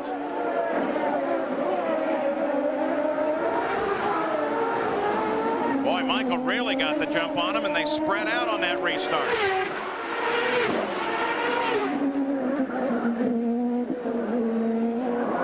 Michael Andretti pulling away now. Coming down a minute and a half to the end of the run. So next time by, it'll be the white flag, and they'll start the final lap of the run. Boy, he's Michael really Andretti pulling away. 1 minute to the checkered flag. Looking for the checker to come out now as Michael Andretti, 2 in a row on the oval, the mile at Milwaukee, and now with a move that jumps him around his teammate here in the closing laps, he picks up the lead. Christian Fittipaldi, who had been dominant and powerful throughout the day, and Michael Andretti circling Belle Isle and looking for a checkered flag. I've got a feeling he might have to go one more lap. L1. 1 lap to go. 1 to go. You heard Lee White tell him. So the race time will run out in about 30 seconds now. They've already given Michael the white flag, showing him just 1 lap to go. So it'll be checkered next time around. And Michael Andretti, if his teammate can't catch him, will see back-to-back wins.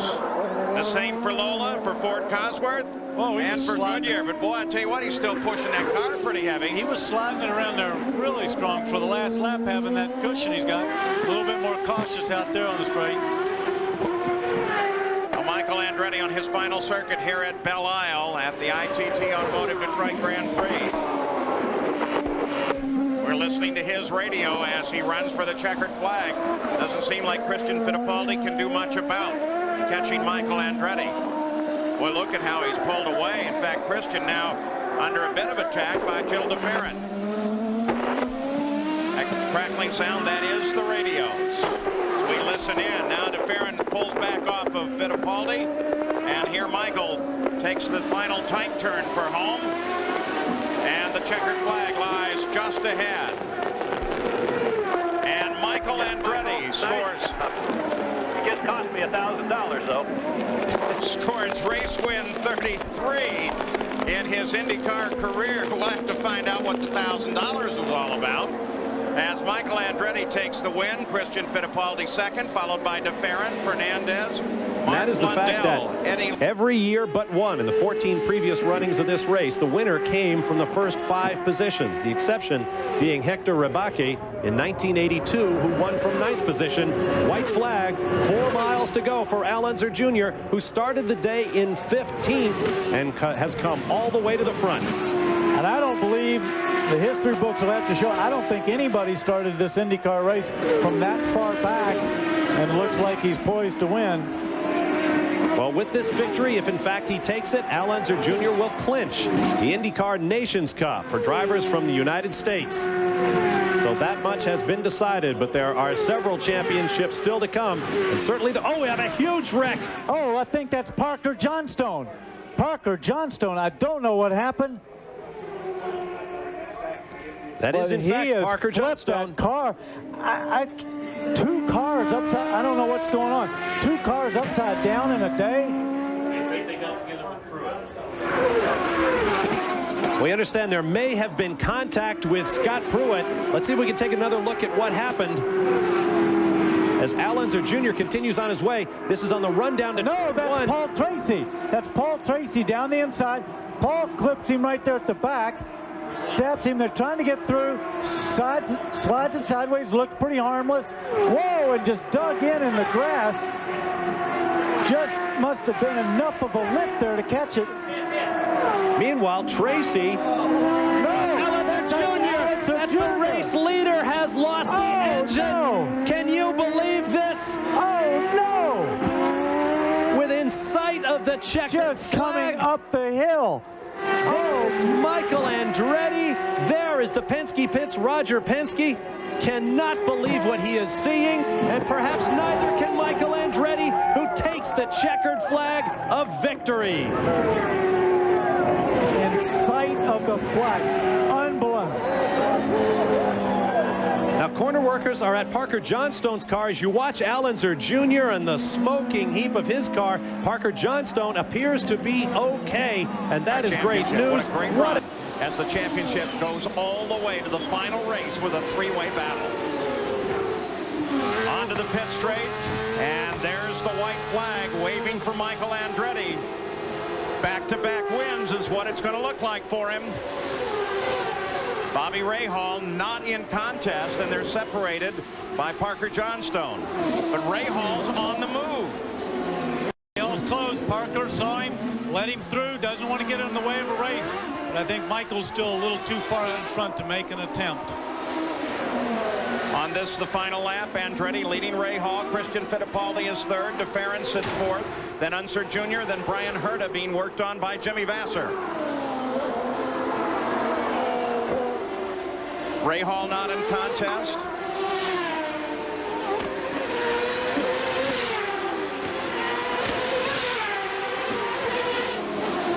Michael Andretti slamming down the gears now, makes the turn on to the pit straight, and the checkered flag lies just ahead as Michael Andretti takes his 35th career win, 5th win of the year, and a break any tie that he would have had with Vasser to this point, most wins of the year. At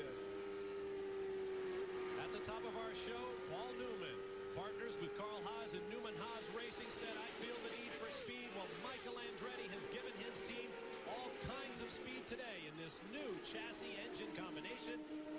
What a day for Swift Engineering, Newman Haas Racing, and Michael Andretti with 1 lap to go. Down the backstretch.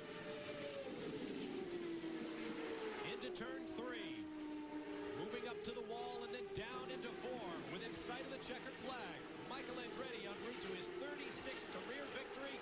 His 11th on an oval.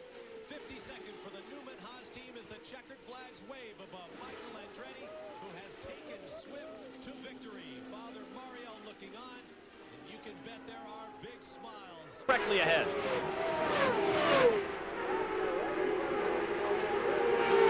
Michael closing rapidly, and Moore closing behind Andretti. White flag this time by.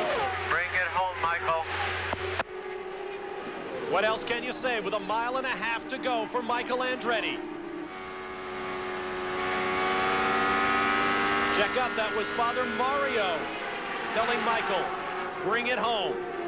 There is Moore, who is right there working traffic. Moore absolutely flying through 3 and 4.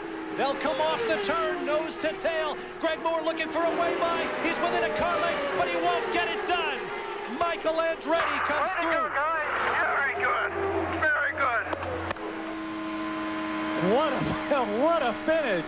Greg Moore gave it all. He played the traffic. Looking to the left, checking his mirrors there, Paul. He definitely doesn't want to get in the middle of this. Lap and a half to go now.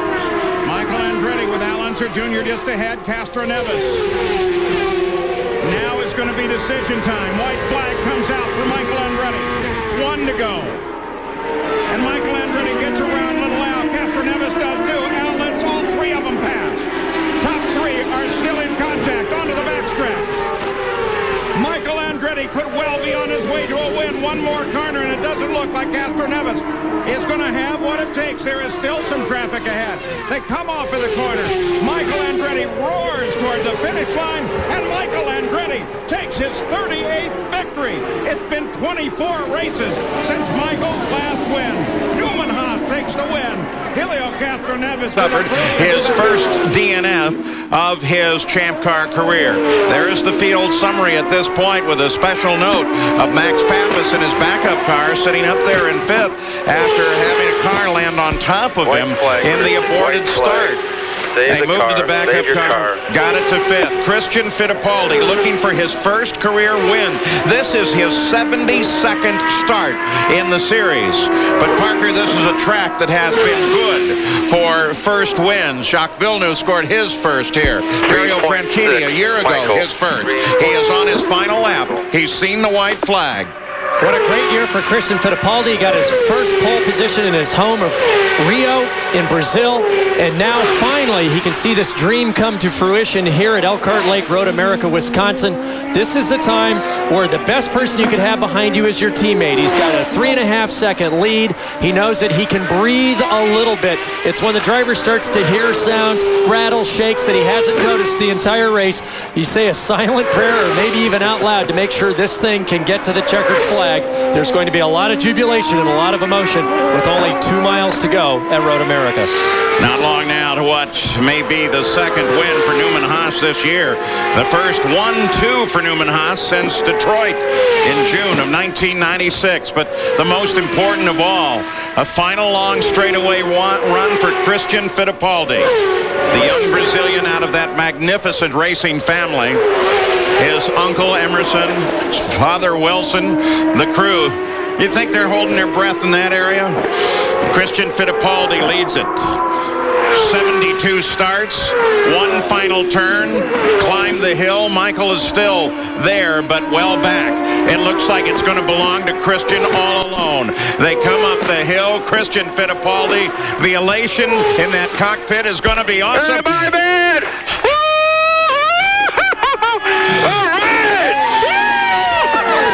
He's finally done it. Christian Fittipaldi becomes the 7th different winner in 10 races this year. 3 last time around. So now Michael can sense this victory and is flying. Franchitti closes, 1 to go. Only 1 slight chance for Franchitti. It'll come off the backstretch. Franchitti inches closer. Down the backstretch. Heading for the checkered flag is Michael Andretti. No challenge behind Michael. Off of 4, Michael Andretti looks for the checkered flag. And Michael Andretti has taken the win at Twin Ring Motegi, followed by Dario Franchitti, Roberto Moreno, and Cristiano D'Amata. And the rest of the field follows Michael Andretti as Michael takes the victory. In fact, they can almost coast. He's closing down on Oriol Servia. Servia is 11th, but Servia, remember his problems, is 3 laps behind the lead of the race. White flag, Mike. White flag. Probably didn't need to tell him that part. I'm pretty sure he saw that one. 1 to go for Michael Andretti. And he won't push to get Servia unless Oriol just pulls out of the way. He's got a big margin now, 5.8 seconds on that last lap. He doesn't want it. Well, as you can see, Oriol did the right thing, being a couple laps down, lifted completely out of it to let the leader go through. Michael now thinking, I've only got a handful of corners. The car's running well. Normally you start to hear things and feel things you haven't felt before, going, come on, baby, just to the checkered flag. But he's got it well in hand now. Paul Tracy, a great run for Paul. Paul Tracy was 2nd in 1998. Michael Andretti was 2nd. Tracy 2nd last year behind the then winner, Franchitti. Michael Andretti, it's just a cruise now. 5.8 seconds still the interval to Adrian Fernandez as they came around on the last lap. Fernandez also a former winner here. Michael is looking right in the face of career win number 40.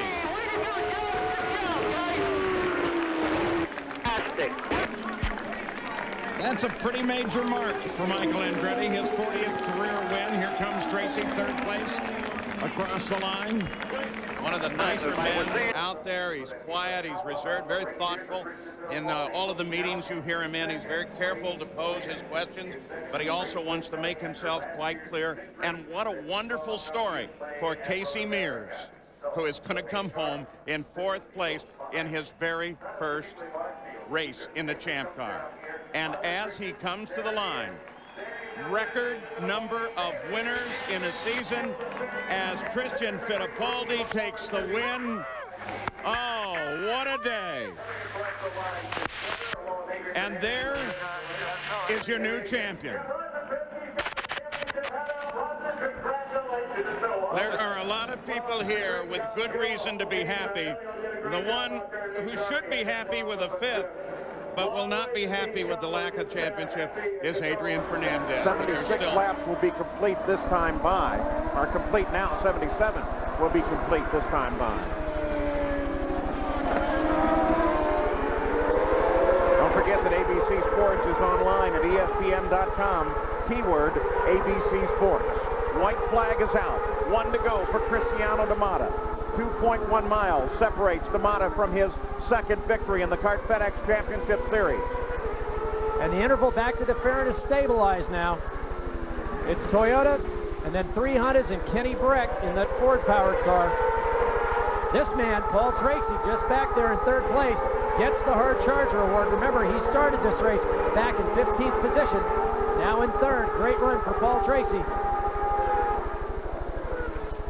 Everyone seems static in position, and the question is whether or not, say, Vassar and Breck, who seem to be the closest competitors on the final lap of the race, might swap positions in this last lap. You just can't make any mistakes, and the only thing you can hope for is the guy in front of you does, and then you don't get involved in whatever his mistake was. But Cristiano D'Amata now knows, I've only got 3 more corners. He's got a gap of 1.3 seconds. He knows he's just got to drive them perfectly, maybe a little conservatively, and he's looking at his second career Champ Car victory, his first on a road course. Cristiano D'Amata works this course, and while we're running a little bit long here, what with the long cautions, checkered flag comes out. We're going to try to talk to Cristiano on his two-way radio as he wins, and flash bulbs go off in the stand. You would have thought it was an explosion. Congratulations, Cristiano D'Amata. This is Paul Page at ABC. You've taken your second victory. Actually, I'm looking at his qualifying and finishing positions. Best was 6 at Vancouver this year, and a 3rd at Michigan on the oval.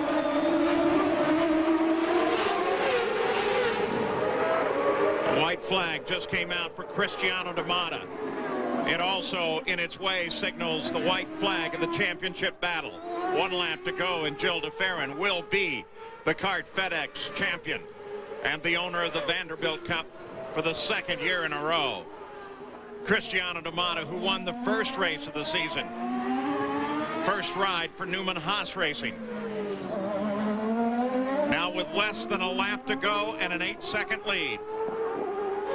He left out one accolade, though, that I think is very important for a lot of drivers. For Gilles DeFerrin clinching this championship, it's the $1 million that goes with it, which means we go into that Fontana finale where the winner will also win $1 million. For Cristiano D'Amata, it will be the 3rd win of his career. The 2nd this year, and will move him to 5th in the point standings. And as Parker suggested, 11th race, 11 different winners in Surfers Paradise. There were reports that Paul Tracy's car on this final lap is on fire. He was 4th and wanted a podium. We'll try and follow that for you. There it is, checkered flag just ahead, and Cristiano D'Amata wins at Surfers Paradise. 8-second interval between D'Amata and Andretti. D'Amata never letting up during that last stint. What a tremendous drive, turning consistent laps very, very fast as Paul Tracy goes up in flames. And here is Roger. Cristiano had done it. And they also clearly understood the race would finish under yellow. Max Pappas going to make sure he's in 2nd. Checkered flag flies just ahead for Cristiano D'Amata, his 4th career win. The great little guy has done it. 3rd win this season, as Parker said. Congratulations, Chris. Congratulations. Thanks a lot, everybody. We did a great job. We fought this one all the way to the end. As Parker said, bookends. Great job. Thank you. First race, last race. The season is now over.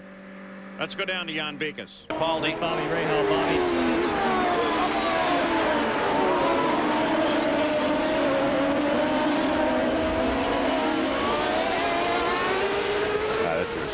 flag. White flag is out for race leader Cristiano D'Amata. Ronchini has to make something happen now.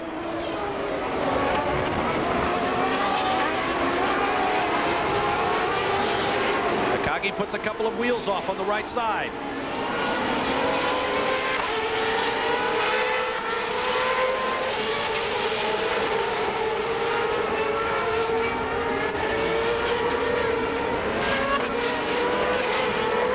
If D'Amata can hold on, it will be the 9th season opening victory for Newman Haas Racing. They've been victorious in the first race of the season for nearly half of their 2 decades in the Kart FedEx Championship Series.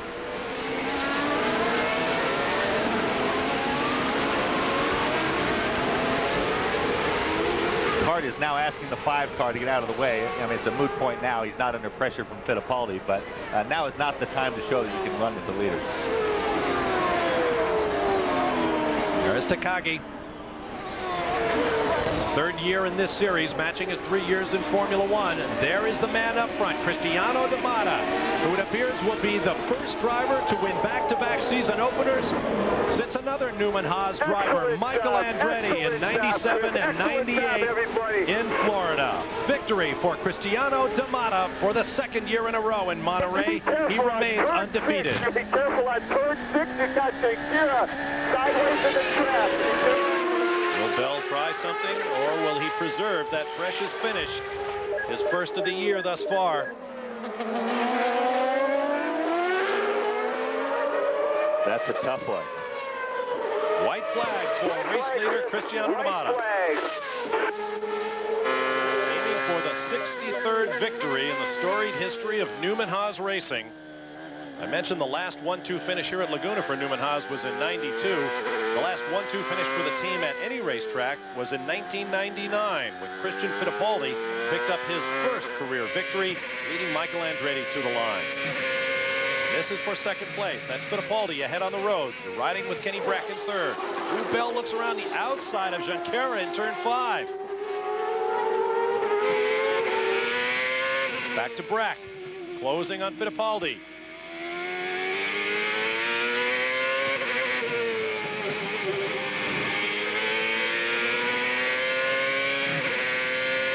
Pretty evenly matched.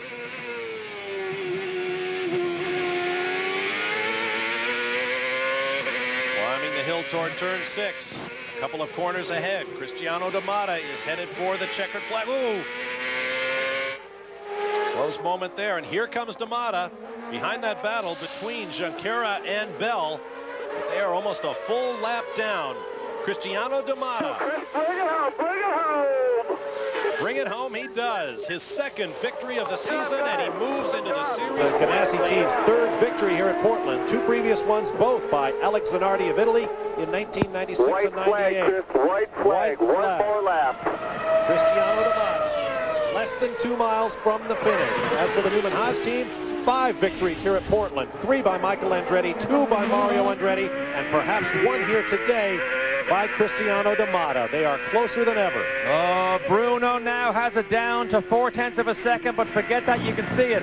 About 4 car lengths. He has 1 more shot. It's the end of the back straight.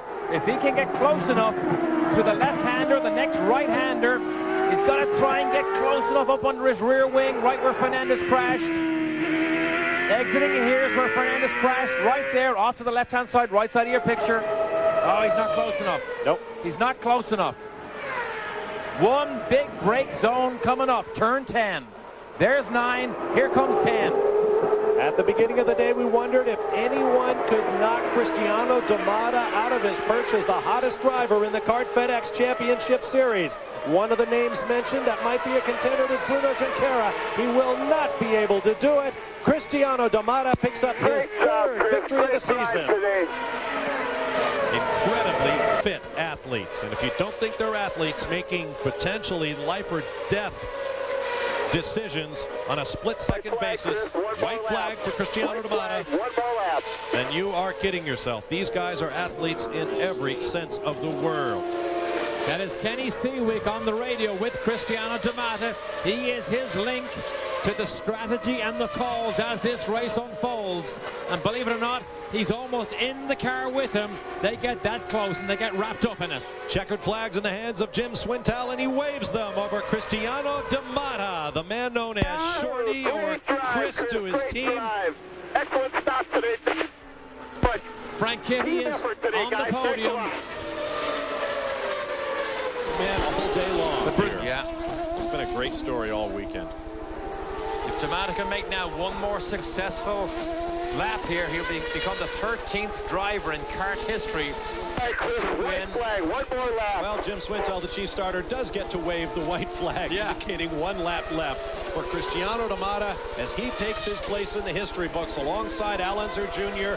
and Alex Zanardi as winner of 4 consecutive rounds of the Kart FedEx Championship Series. It will be his 5th victory of the season as his grip on the championship gets tighter and tighter with each passing race. And only 13 drivers in the history of kart have won 5 races in a season, and we're not even halfway through. 7 of the last 10 have fallen into this man's hands. He'll be the first wire-to-wire winner here since Dario Franchitti back in 1999.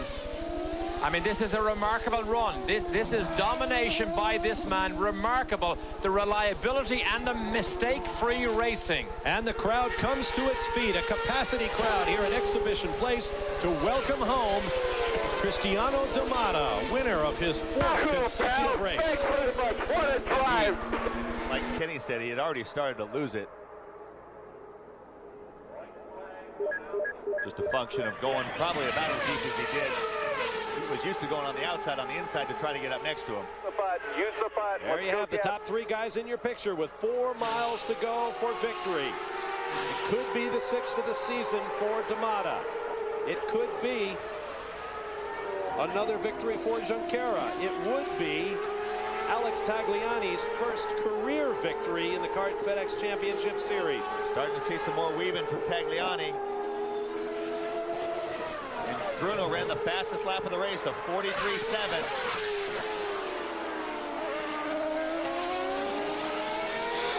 Junqueira looking for a wave. Little rear lockup. You hear the engine go quiet. That's the rear tires locking.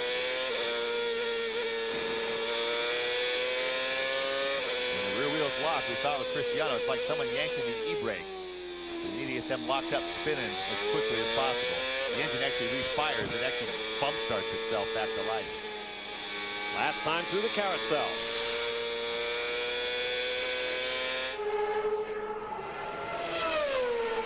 And last time through the kink.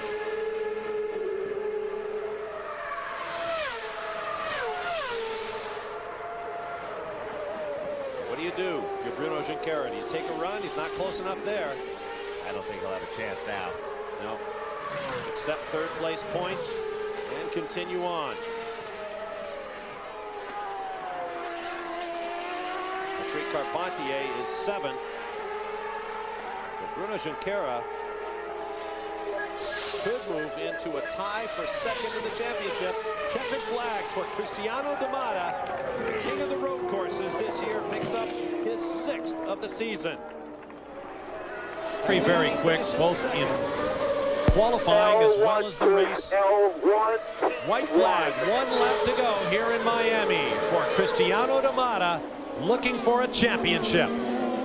And you mentioned his technical skills. I still believe the strongest thing a driver can bring to a team, not only just from guidance, is the technical ability to lead a team. Because if you can make the car go fast, you can display your skills lap after lap.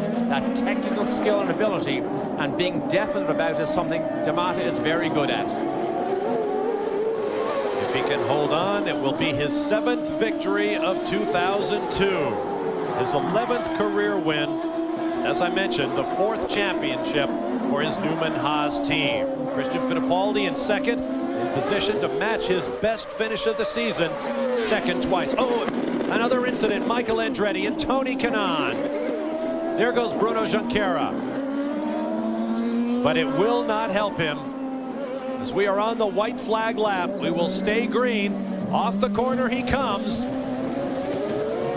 looking at his 7th checkered flag of the season, and the most important one because Cristiano D'Amata is the 2002 kart FedEx champion.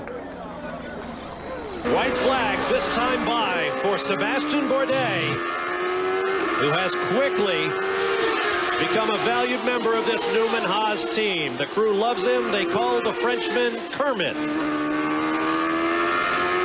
And he has been very gracious in accepting the bitter disappointment of his first 3 races in the series. And now it's all going to come good.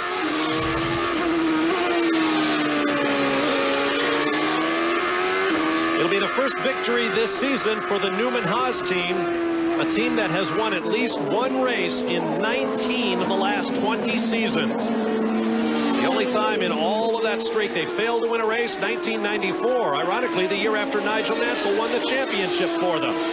To the line and under the checkered flags comes Sébastien Bourdais. Unofficially finishing in 2nd place will be his teammate Bruno Junqueira in a Newman Haas 1-2.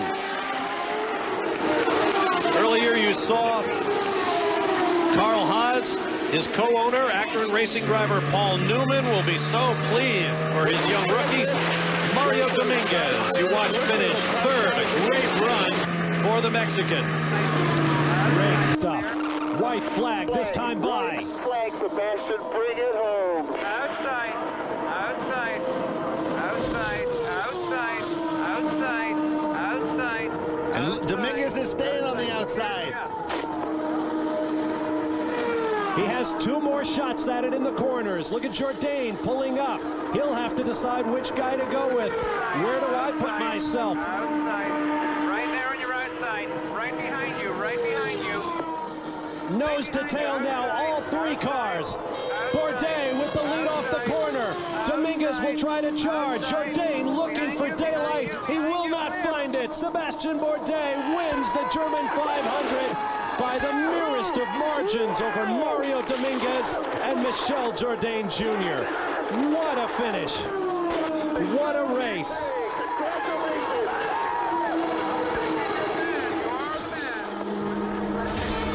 Second consecutive victory for Sébastien Bourdais. We'll take a break to hear from the key players in a great racing drama here in Germany. Stay with us. Now this will test the young Frenchman's driving skills to the max. Green, green, green. 1 lap to go. He got a good jump on pole. White flag, 1 more lap, Sebastian. Paul Tracy has to be careful. He's got the very aggressive Bruno Junqueira just behind him. He pushed wide. Tracy pushed wide coming off turn 1. Will Bruno take a run at him? Yes, he will. 1st and 2nd in the championship. Tracy will counterattack and get fully alongside and retake the position. What a move. Here comes turn 5. And Bourdais is gone. On board with Junqueira. Tracy ahead on the road. With that gap, he may have missed his best chance. There's Bourdais, who simply launched over the horizon. And his 3rd victory, both of the season and of his career, lies in front of him. Welcoming his new sponsor on board with victory. Well earned by Sébastien Bourdais. Good job, guys. Good job. We deserve this one. Yay. Great job. You guys had marvelous stops. You drove the wheels off it, kid.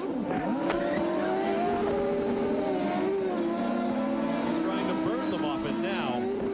The 2nd time this race has been won by a rookie. Juan Pablo Montoya did it in 1999, and like Sébastien Bourdais, he did it from pole. Good job here to stay ahead of Patrick Carpentier. Meanwhile, Max Papis, whoa, look at that slide again. from Darren Manning's car coming up the hill there.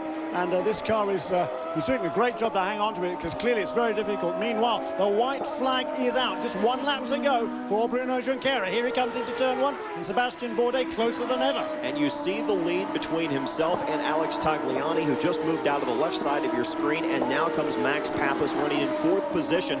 He is followed by the last battle between the top 6 players. This would be team players Patrick Carpentier following Darren Manning. That again is a battle for 5th position right now, and all Bruno has to do is keep from making a mistake, and all Sebastian has to do is give him plenty of room, and he appears to be doing that with no problem.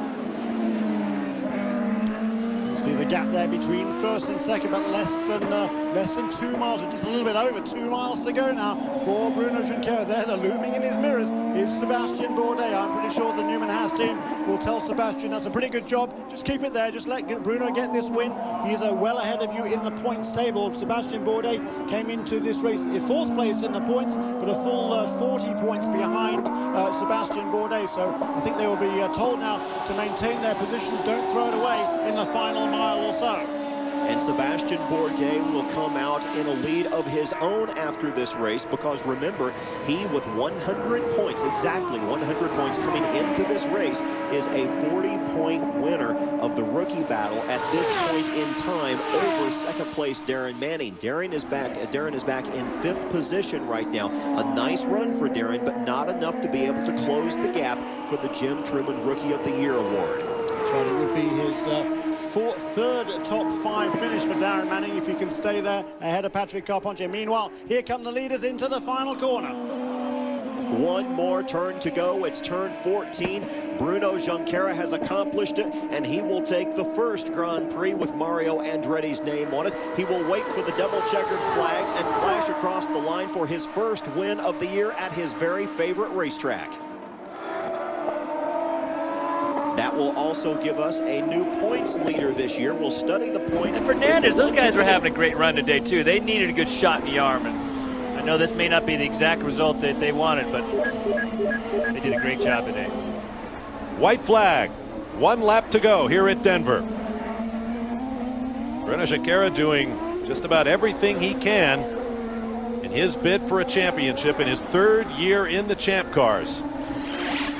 This is race number 15. 4 more races to go. 23 championship points available in 3 of those. The exception being the 500-miler on the Super Speedway in Fontana, California, when only 1 round of qualifying means just 1 championship point in qualifying, or 22 on the weekend. Scott says they're in cruise mode, but they're actually still clicking off the quickest laps in the field. As things stand, Adrian Fernandez and Alex Tagliani will be eliminated mathematically from championship contention, and that will mean there are 6 still alive for the Vanderbilt Cup, which embodies the championship, and the Bridgestone presents the Champ Car World Series powered by Ford. But this day is all about Newman Haas Racing. 350th start, 11th 1-2 finish for the team in its glorious history, 73rd victory for the squad. Good job, Bruno. Good job. And 2nd of the year for Bruno. Hey, great job, everybody. Great pit stop. Thank you very much. Undefeated in Denver is Bruno Junqueira. Poles in his first 2 Champ Car races. When things are clicking, nobody can beat Sebastian Bourdais. When he's off, he appeared fairly ordinary, but it stands to reason, 2nd year in the series, he's going to be better and better. His learning curve is steeper than, for example, Paul Tracy. And this is what it's like when Sebastian Bourdais and that McDonald's Lola are hooked up. And speaking of Tracy, he has not been a factor today, really. He's currently running in 7th position as Paul Newman looks on.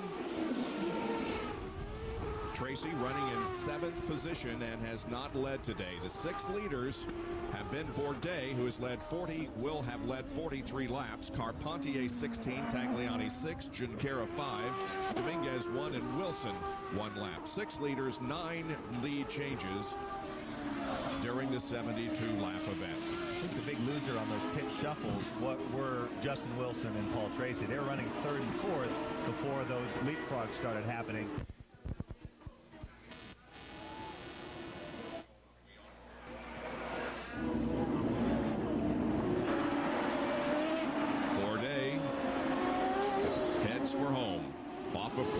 12. And Sebastian Bourdais wins the Tecate Telmex Monterey Grand Prix. And the advantage was 3.8 seconds over Bruno Junqueira and 5.2 over Dominguez, who does get a podium finish in his home country. Congratulations to... 2 races ago, a month ago, in Monterey, Mexico at Fundadora Park. White flag is in the air at Portland. Leaders heading to turn 1. Bourdais by a second and a half over Junqueira. Hard to make up that much ground in 1 lap. Very hard. There's a big gaggle of traffic ahead of Bourdais, but it's far enough off that he's not going to catch it. Junqueira will throw everything he has at it, though. Bruno, the points leader, coming in, still without a win in 2004. No, he's catching those cars quickly. There's a slow one. I think Bourdais is going to catch. It might be Sparafico. Sparafico running 14th, 4 laps down. Leaders on the backstretch. This is Bourdais out in front. Other than on pit stops, he has led just about all the way today. Tracy led a few laps during 1 pit stop cycle. Bourdais bidding for a 2nd win of the season. Final corner, heading to the checkered flag. Again, the Newman Haas team will run 1-2, this time at Portland International Raceway. Sebastian Bourdais bags his 2nd Champ Car World Series win of the season. Bruno Junqueira runs 2nd. Paul Tracy, 30 seconds further back, will come across the line in 3rd. Patrick Carpentier should score 4th. The celebration in the Newman Haas pit area. A great weekend for that team. Bourdais with his 2nd win.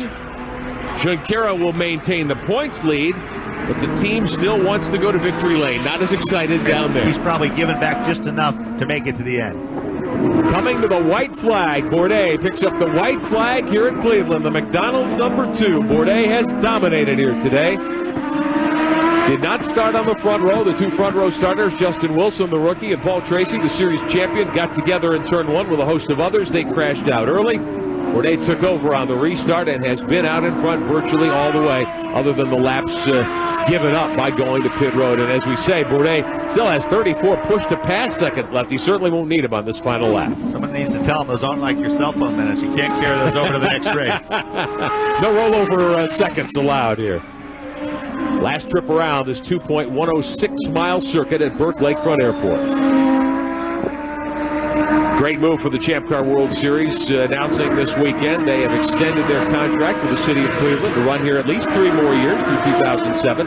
This is the 23rd renewal of the Roar by the Shore. And Bourdais gunning for his 2nd consecutive win, his 3rd of 2004. Sebastian Bourdais is your winner of the Champ Car Grand Prix of Cleveland.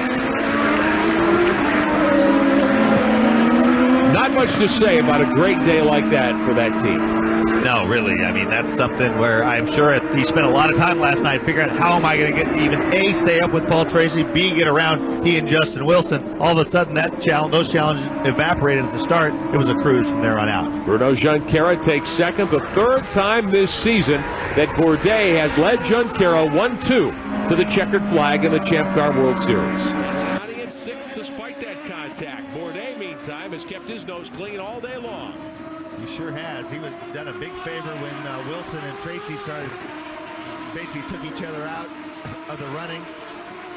Last time around for the McDonald's 2-car, Vassar in 2nd comfortably. Carpentier, meantime, has moved up into 3rd. His wings askew. That's how the flat tire happened for Hunter Ray. Contact there at the end of the backstretch. Boy, it is big time. Can that nose cone stay intact here on the high-speed backstretch? Haberfeld trying to get close enough to make a move. Haberfeld could score a podium here. The MyJack car kind of taking up space at the moment. Oh, man, Carpentier is struggling. And Haberfeld can't get by the lap car. I believe that's Justin Wilson there, who was 13th in the running order, a couple of laps down. And that's why they put the lap cars behind when you're past half distance or whatever it is. And they just didn't get him back where he needed to be. They wanted to get back to green is why they didn't do it. But Let's talk for a moment about Sebastian Bourdais, who I'm sure is going to assume the points lead. Final corner for Bourdais on his way to his 3rd consecutive victory. From Le Mans, France, Sebastian Bourdais wins his 4th race of 2004. The Newman Haas McDonald's team raising their arms in salute. On the pit wall, Bourdais dominates in the streets of Toronto. Jimmy Vasser is 2nd. Patrick Carpentier comes home 3rd. Mario Haberfeld with a great run for Derek Walker's team in 4th. Paul Tracy gets credit for 5th despite the black flag. Trying desperately to reel in Bourdais. White flag is in the air for the leaders. Here comes Bourdais. Restarting 13th after that skirmish on lap 1. He has charged back to the lead. And that lap of 101.2, I believe that is the fastest race lap. Junqueira, meantime, with his hands full, trying to hold off Mario Dominguez. Last time around this 1.6-mile circuit here in the streets of Denver. Bourdais all alone, all by himself on his way to his 5th win of the season. A very peaceful one.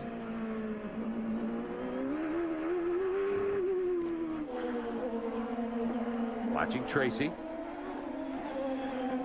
Running in 2nd spot.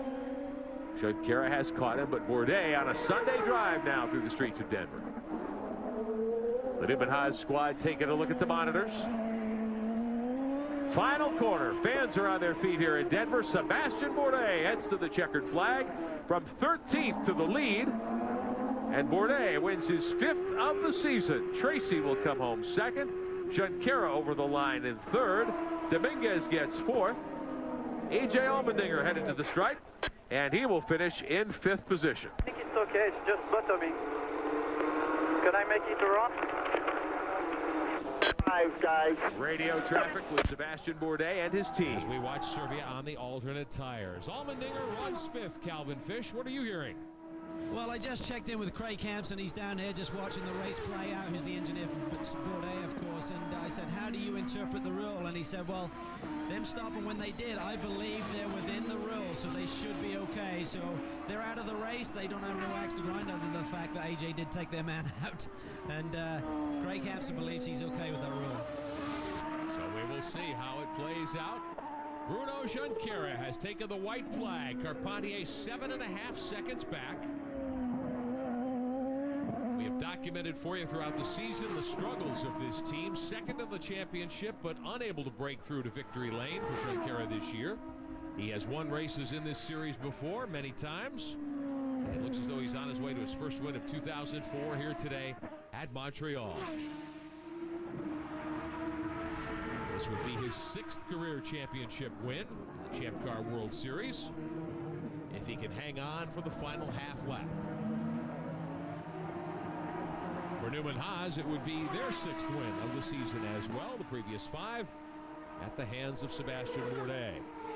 Final straightaway to the last chicane, and then the final run to the start-finish line for the race leader, Bruno Junqueira.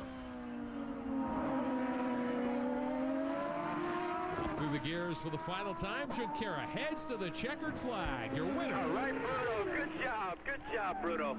In Montreal. Maybe we're going to turn it around a little bit here. Good job, Bruno. Patrick Carpentier in 2nd. You can hear the call. Great job. Today's over. Turn around there. You're going to do it. Thank you. White flag this time by. Was that a championship move? It was a race winning move. Here comes Bruno. They get the white flag. 2 lap cars are up in front. Both these drivers holding it to the mat. Bourdais by a car. Junqueira. Bourdais may be stuck on the bottom. 3rd turn, last time around at Las Vegas Motor Speedway. Junqueira may not get there. Bourdais the leader. They come to the line. It's Sebastian Bourdais. Bourdais the winner. Junqueira runs 2nd. Carpentier didn't even get a chance to see him climb all the way to 3rd. Levine, his teammate, is 4th. And Jimmy Vasser rounds out the top 5. I think Bourdais might have given Bruno a little half a slide job there in the middle of 3 and 4. Just let the car up a little bit. So be interesting to see what Bruno says afterwards. Just enough to slow his momentum in that drive off the corner. Exactly. So the checkered flag displayed under caution, ending the Champ Car Grand Prix of Australia, and Bruno Junqueira bags his second victory of the season, following up his win at Montreal back in August. Bourdais' second place means that the title fight stays alive to the season finale. 8 drivers are on the lead lap. Final corner coming to the front straightaway. White flag, white flag. 1 to go. Bourdais, Junqueira, Allmendinger, Wilson, and Vassar. Now that he's a champion, he wants by. Enough of this. I want to lead him over the stripe.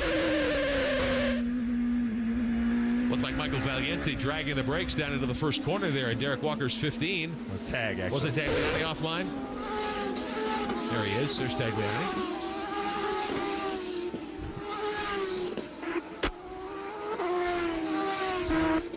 Tag didn't want to give up the spot to the lap to the leader and ended up costing him 2 spots. Tagliani shuffled back. He was 10th going into the corner. Pushes him back a couple. Got one of the spots back around Gonzalez. Team still feeling the pressure. Bourdais about to put the icing on the cake by going flag to flag here in Mexico City. Here he is in the McDonald's car. Still tucked in behind Michel Jourdain. But he has gotten around Tracy and Tagliani and Gonzalez is back there. Couple of turns to go for Sebastian Bourdais. Checkered flag awaiting the 2004 Champ Car World Series champion. Bruno Junqueira 2 seconds back in second. He will lock up second in the title fight. Final turn, heading to the checkered flag in the 2004 season. Jim Swinton with the checkered flag. And Sebastian Bourdais has won his 7th race of the season, flag to flag, to cap it off here in Mexico.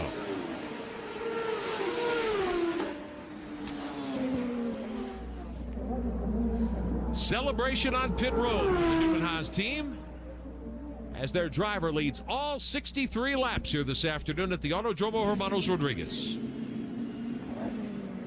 Bourdais claims the Vanderbilt Cup, his first series title, the 750. Entertaining race cars, Derek, is you can drive them with the throttle at times. Absolutely you can. Yes, you can. Bourdais coming to the white flag. 1 lap to go for the 2004 series champion. There's second place Tracy. There is Junqueira Wilson.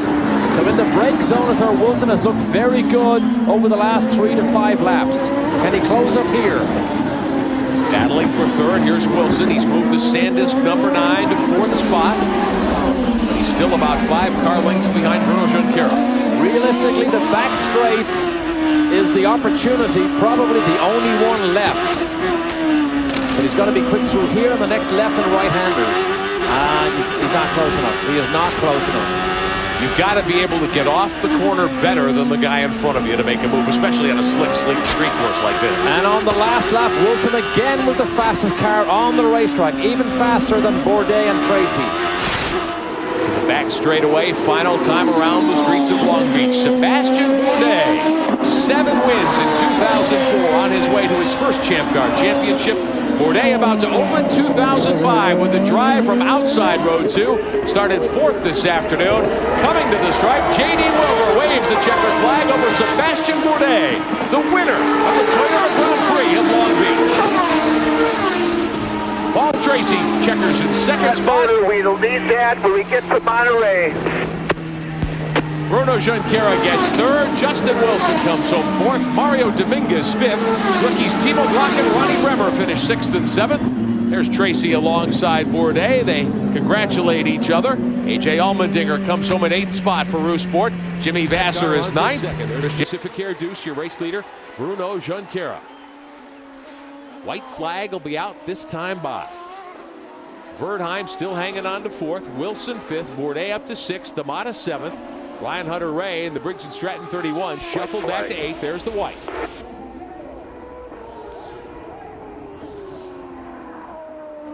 Up next for the Champ Car World Series, powered by Ford, presented by Bridgestone. 2 weeks from today, the Milwaukee 225 on the Milwaukee Mile. Our live coverage on CBS Sports. We'll return to Speed Channel for you. The Edmonton Grand Prix, Champ Car Grand Prix of Edmonton, Alberta, Canada. First event in Edmonton for the Champ Car World Series in a long time, more than 20 years as a matter of fact. July 17th will be the date of that event, and you'll see our coverage here on Speed. Top 3 cars running nose to tail, but nobody challenging on the final lap here at Fundadora Park.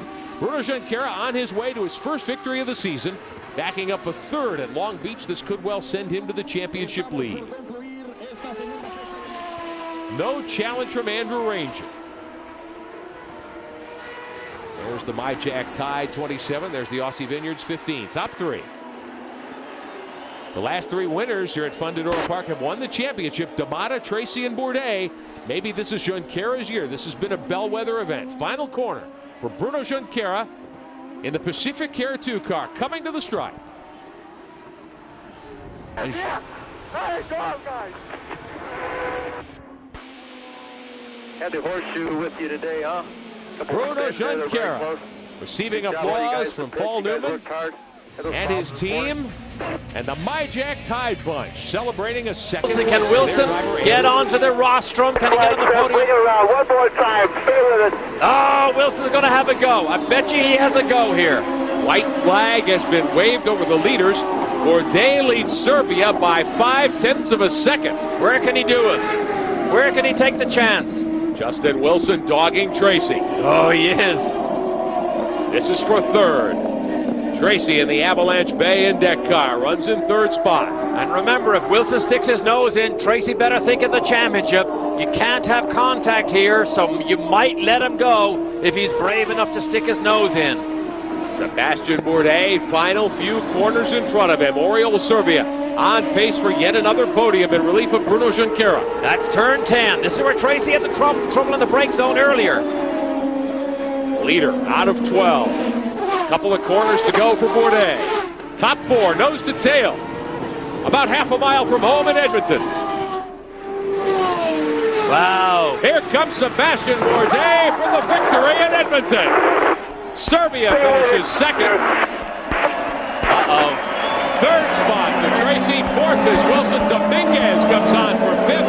And donuts being served today at McDonald's. Okay, so let's have it. This is the competition now. Let's see how good they are. No good so far. No. He's got his hand in the air. He's got style points. He's got style point. Yeah, and he goes on long enough. Now, is that a croissant or is that a donut? Well, it didn't look like a good donut to me. But look at the crowd appreciative of what Bourdais just did. He's got the seat belts on.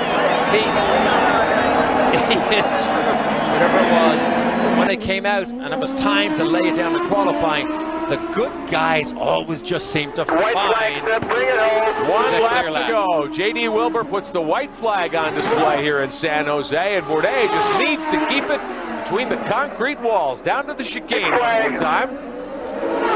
Boy, they'll be glad to get this animal over and done with. I have never seen a situation before that can punish a driver inside a racing car like we have witnessed when you go through this chicane on the front straight over the railway line. So Sebastian Bourdais will get a well-earned rest if he can just make around this half a lap. Bourdais on the pole for the 3rd time this season, his 3rd Bridgestone pole award in 2005. Driver of the McDonald's, Newman Haas #1 to turn number 10. And Paul Newman is here, as he is all the time. Newman Haas have never, ever won back-to-back championships, believe it or not. This is our 375th event. Heading to the checkered flag, Sebastian Bourdais, the winner.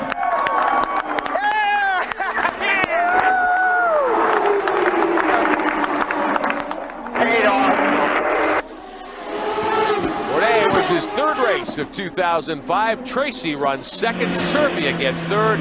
Justin Wilson is 4th, and Mario Dominguez rounds out pulls the away. Pulls away. White flag, 1 to go for Sebastian Bourdais, who's in lap traffic. Here's the brake zone. Here's the brake zone. Can he make it? Oh, he's going down the inside. Dominguez trying to go inside Allmendinger. Allmendinger tries to come back. There's traffic in the way. Allmendinger back there side by side to the white flag. Oh, it's a drag race. It's a right-hander. Dominguez has the advantage. Lap traffic on the inside. That's Marcus Marshall. What a fine lap here. Oh, Dominguez with a great move at the end of the backstretch. Allmendinger couldn't come back at him, and we've seen that before. Brilliant move by Dominguez, and this is where he's been faster. Carl Russo looks on, can hardly believe that second place is lost. Jan? When you saw that drag race, that was exactly what we heard on the radio, that Mario Dominguez had 2 presses of the power to pass, and that AJ Allmendinger had 1. So when it came down to a drag race, the 50 horsepower made the difference. And they have used all of their power to pass time. Here's Bourdais heading to turn number 9. Last time around this 1.65 mile street circuit in the streets of Denver. Bourdais will win back-to-back Denver Grand Prix. Checkered flag in the air. Sebastian Bourdais in the Centrix McDonald's number 1. Wins his sponsors event, the Centrix Financial Champ Car Grand Prix of Denver, presented by Pacific Air. Bourdais with a dominant 15-second win over Mario Dominguez. Here comes Allmendinger, he'll get 3rd. Serbia will come on for 4th in the Pacific Air car. And for Bourdais, back-to-back trips to victory lane. He has won again. Streets of Denver. Head advantage on him, and I'm asking him to switch positions right now on this lap. Coming to the one, well, we'll get the white flag here. And again, that's the flexibility. He's saying switch positions. He's not going to black flag him and make him go through the pit lane. He'll simply say, Serbia got the position, let him go ahead. Glock continues to run at the front of the pack. Tony Kottman just telling us live. It's the last lap, of course. Serbia belongs in front. And if Glock doesn't let him by, Derek, I wonder where he'll be ranked at the conclusion here. I don't know, but the League of Nations street fight here is playing out, and maybe the Spaniard is going to finally get his very first win. He's going to pass him here. He's going to pass him. He's going to let Serbia go. We're told that Glock has been told to move over, and there goes Serbia. Glock tucks back in. Now he's got a couple of corners to try to come back. Go get him. They've let Serbia grab the lead on that ruling by Tony Kottman, the head official here for Champ Car. Serbia has never won a Champ Car race. He has a drag race from the hairpin. Wilson. Justin Wilson trying to get second away from Glock. Couple of corners to go, less than half a lap to the checkers here in Montreal. Glock is going to try one more time, maybe. Is he close enough? No power to pass left for either driver. Serbia leading. This car won here a year ago in the hands of Bruno Junqueira. Whoa! Trouble in the last corner? No, everybody stays clean, and Oriole Serbia will win. I understand. Serbia, what a way to win the race. Paul Gentilozzi knows, understands, but what a day for Serbia and for Glock. Timo Glock raising his hand saying, what did I do wrong? Well, the answer is he shortcut the corner twice. A warning the first time. Second time you lose the lead. And Oriole Serbia grabs the victory here in Montreal. For a couple of seconds, you can get right back on it. They'll see the white flag this time by. 1 to go at Las Vegas. So this obviously is not team orders. I don't know whether Serbia, who is closing up now. Both of them on the button. Serbia trying to high side Bourdais. Can he get under him? Can he cross underneath him? Down the back straightaway. Final time tonight at Las Vegas. The Nellis straightaway into 3. Bourdais too high and too far behind. He's got the fastest lap in the race. It won't be enough. Bourdais off of turn 4. Heading to the checkered flag for the 5th time in 2005. Sebastian Bourdais. Way to stick with that car. For position, Levine and Vernheim. And Levine by a foot gets 5th, a top 5 for Rodolfo Levine after wrecking his primary car yesterday. Brings the backup car home in 5th, getting by his teammate. Bourdais' 5th victory of the season. This one, though, will be under protest from team owner Jerry Forsyth. Oh, will it ever? We were hoping to get Champ Car's race director and VP of operations Tony Kottman on the horn with us. We've had that opportunity several times this year to discuss rules and officiating, but he was being talked to by Jerry Forsyth, so we were unable to hear from Tony Kottman during the race itself. We'll try to talk to him, though, in a couple of moments. We're told that we'll be able to get a word with him here momentarily. Bourdais is going to lay some donuts down tonight in celebration here at Las Vegas Motor Speedway. Well, 5th win of the season for Bourdais. 7th. They all look the same. White flag this time by Sebastian Bourdais. 1 to go.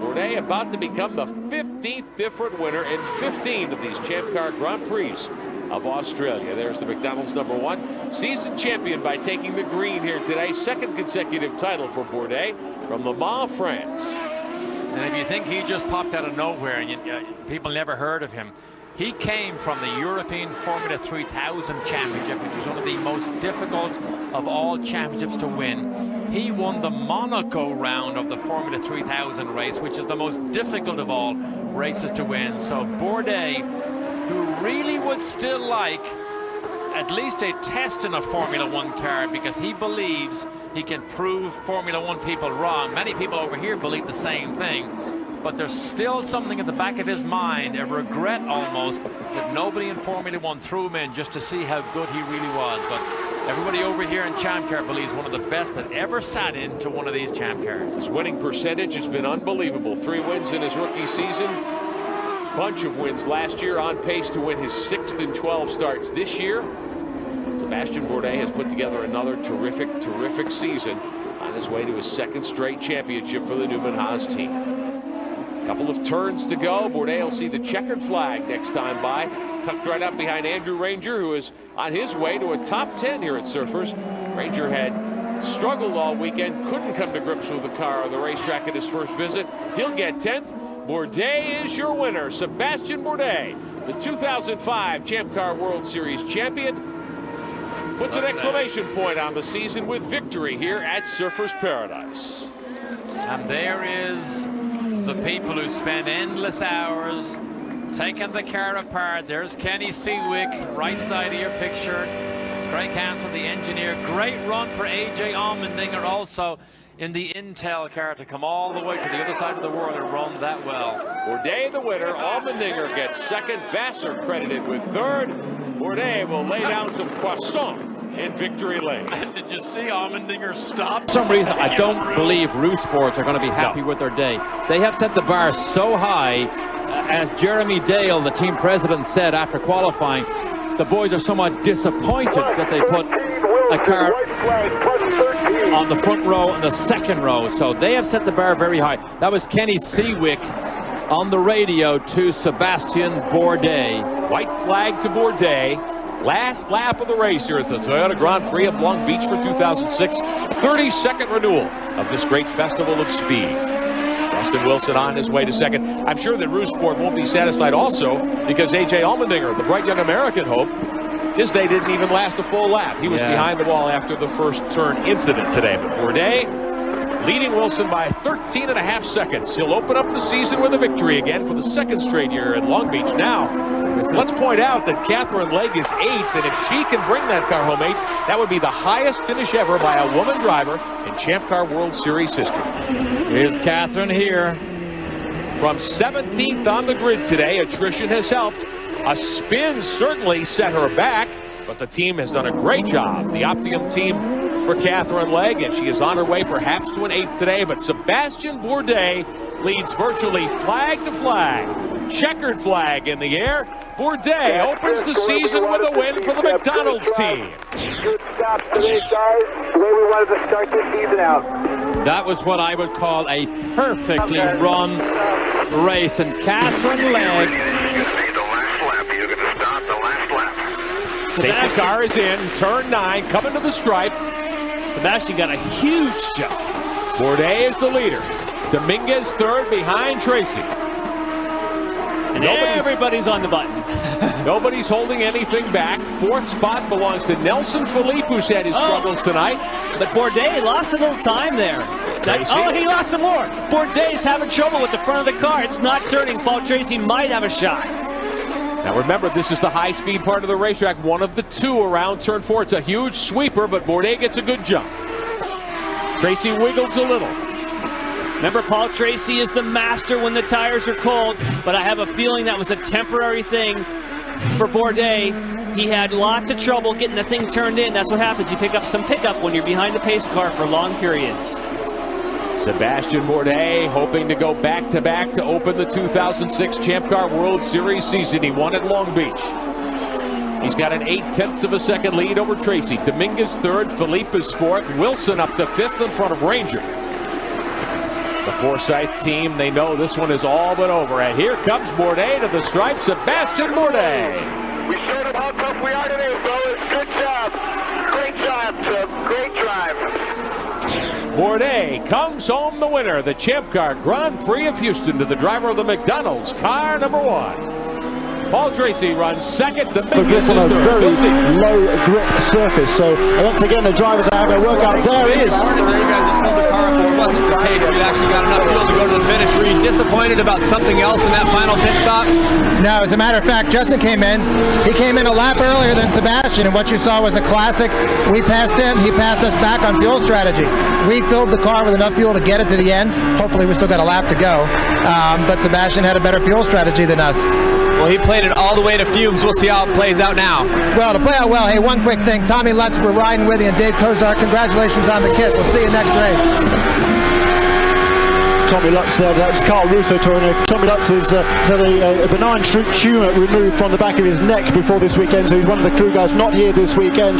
But the Rousport team again done a super job for both Justin Wilson and AJ Allmendinger. We're on board here with Mario Dominguez. That is a battle for 6th and 7th places. Andrew Ranger was behind, and he wants to make it 3 6th-place finishes in a row to start off the season. But the man of the moment once again is Sebastian Bourdais. Here he comes. Well, that's Oriol Serbia coming through those final couple of corners with Cristiano Domana right behind him. But now through that Ducati turn one last time, and there are the waved double yellow flags for Sebastian Bourdais. It is win number 19 in his 48 race career. Just an amazing record. Whoa, that was, I think, was that Serbia maybe? Looked like it might have been Oriol Serbia there. No, because he was actually behind. He's behind the Ranger Dominguez. So we're on board here with Mario Dominguez. It was Catherine Legg spun in corner 5 there. In the racing car, doing his thing. Couple of laps to go here in Milwaukee. Should see the white flag. J.D. Wilbur waves the white over Sebastian Bourdais.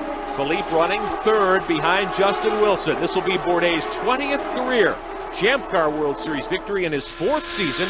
One on the Oval at Las Vegas last year in an 04. One in Germany and England back in 03, if you recall those 2 tracks.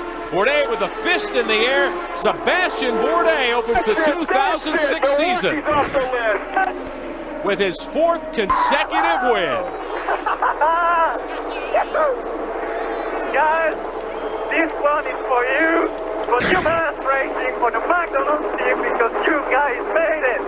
You gave me the car to win this race. Woo! You guys did a hell of a job this weekend, Seb. You bring it into pit lane. To him, white flag, this time by for race leader Sebastian Bourdais. Further back, Zwolsman and Serbia. That's Serbia, the red and white PKV Gulfstream car. He is 8th, Zwolsman 9th.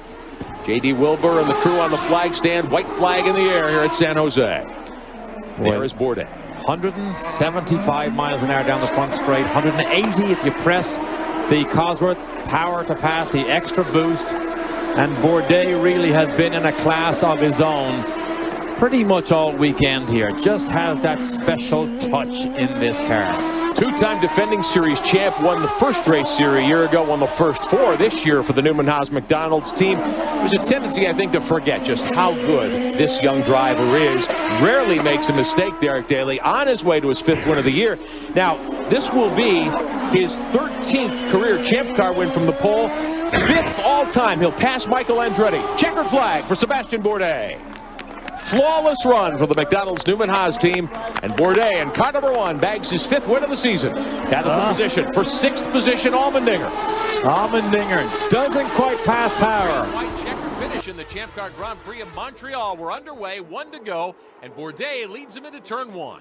But there's still plenty of room for position changes back through the field. Remember Nelson Philippe. He now is slotted in 3rd spot, but they didn't change tires. Now you wonder, well, maybe we should have. He's getting a lot of pressure from behind from his teammate, Dan Clark. The CTE HVM boys running 3rd and 4th. That is a great situation for them to be in. Tracy, meantime, 1 shot to try to take a run at Bourdais.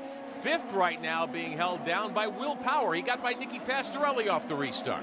And a great battle. They obviously are well aware this is the final lap. That whole group after the podium finishers are so close together, it's going to be a barn burner. Philippe is 3rd, 4th is Clark, 5th is Power, 6th is Pastorelli. A great run for that team. Zwolsman in 7th. There's your 2nd place car. The battle for 3rd. Final trip around the Ford hairpin for Bourdais. And Dan Clark is close.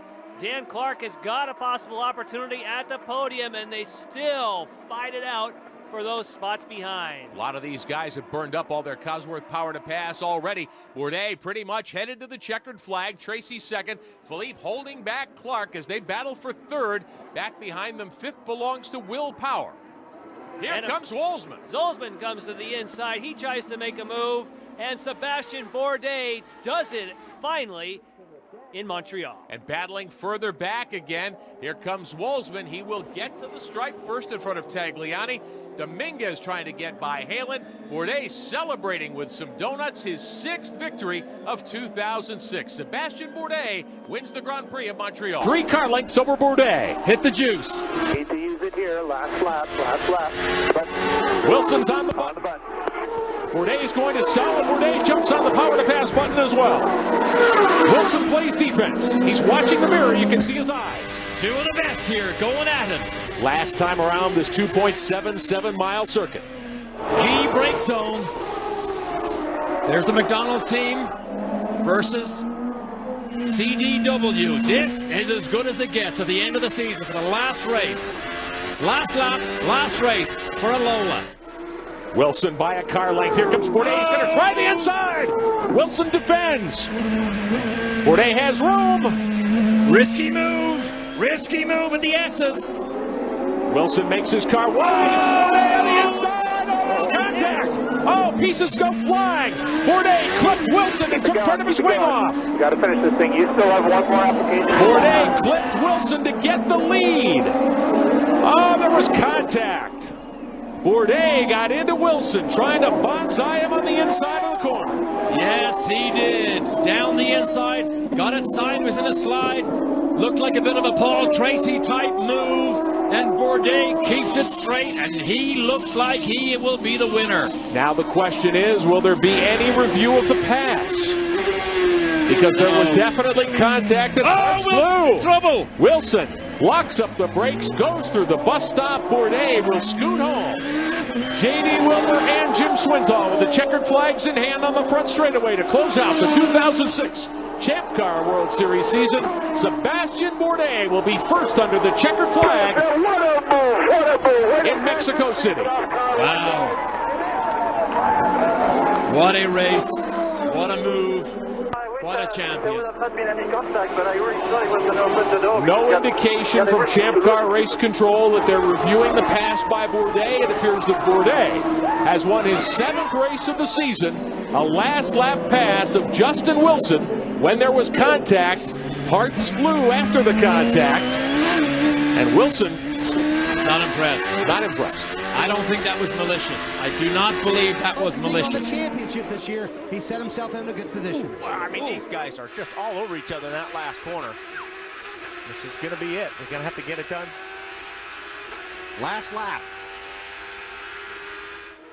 Yeah, there's a lot of zeros on the Cosworth power right list now. Well, here it comes. Here comes Power. Oh, nice move. Very strong. Off the win at Vegas to third, trying to get a podium finish. He's thinking about more. He's not just thinking about championship.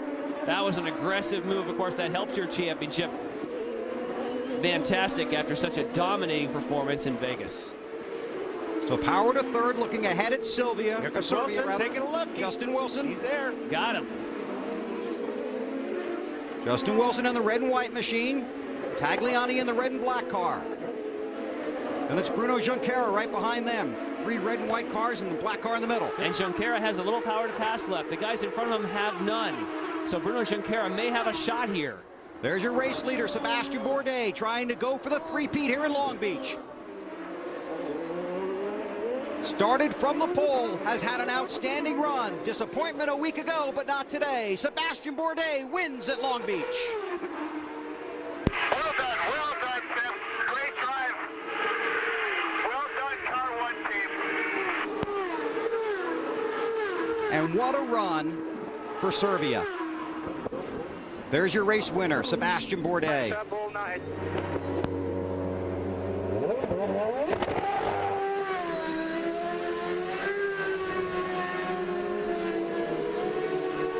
Donut served? Well, you know they were disappointed last bumps, Sunday. I mean, he lives in Monaco, so he lives at one of the greatest street circuits of all time. But we're going to be going to road courses. You get to a place like Portland, and all of a sudden, that's going to be his cup of tea. 1 lap to go. Indication from the flag stand. 1 lap to go. Teams telling their drivers on the radios. 1 to go from J.D. Wilbur, the official starter of the Champ Car World Series. Bridgestone running order, top of your screen. Series gets about a 6-week break before we go race in Portland and then Cleveland in the month of June. Oh, and he's on the button. He didn't want to finish the race without it. Sure as Sebastian Bourdais saw the flashing light at the back, figured, well, I don't want the team to tell me that I left something on the table, so he's going ahead and using the last of his Cosworth power to pass. Bourdais, the winner here in the inaugural race around Reliant Park 1 year ago, was a night race last year. He's going to double up here in 2007. He'll be 2 for 3 on the season. Now, Power was the championship leader coming in here, but Power struggling today. He will finish, it appears, 11th. This may put Bourdais in the lead, and Sebastian Bourdais is your winner. The Champ Car Grand Prix of Houston.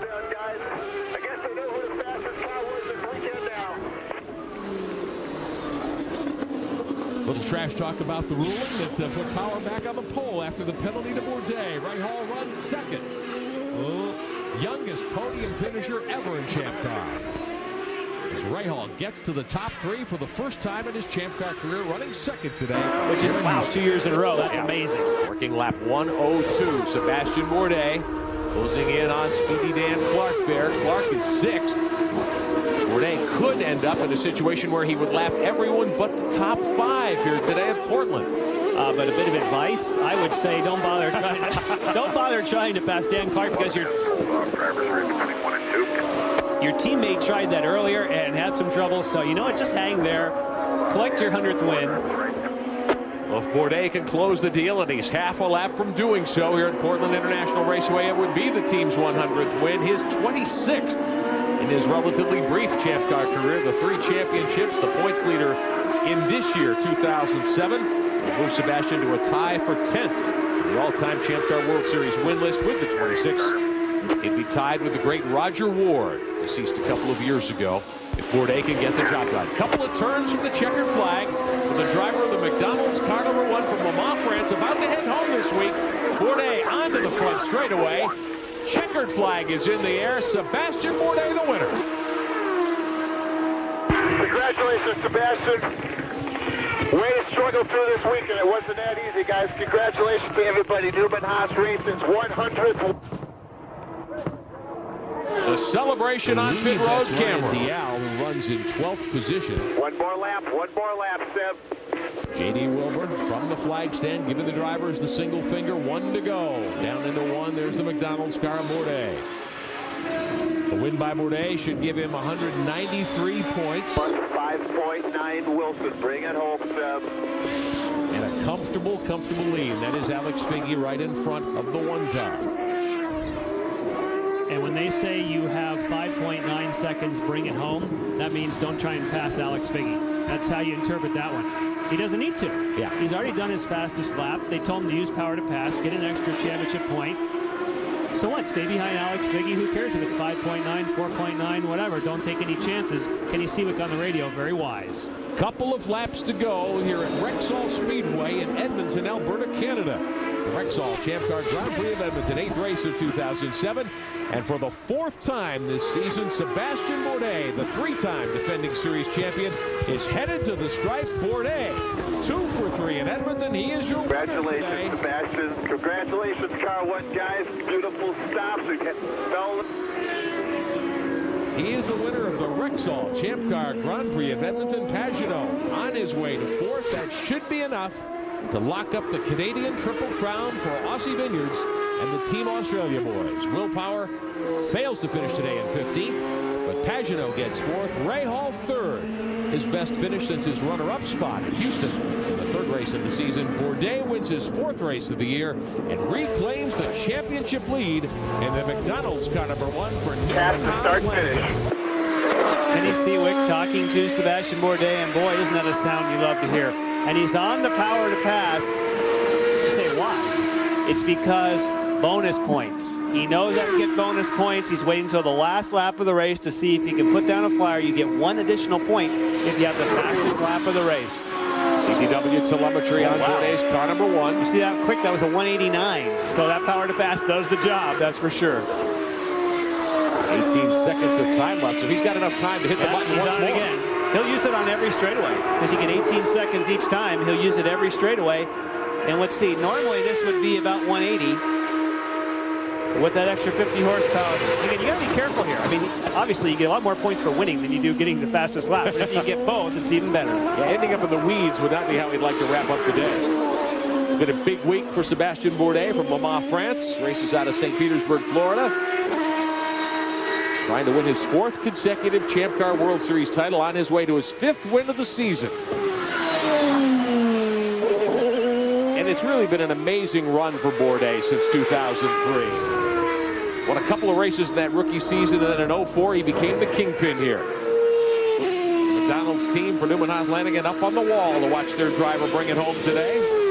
Bourdais 6.8 seconds in front of Speedy Dan Clark. This is a great day, though, for Clark and the Minardi Team USA, folks. Their championship contender, Dornbos, has struggled.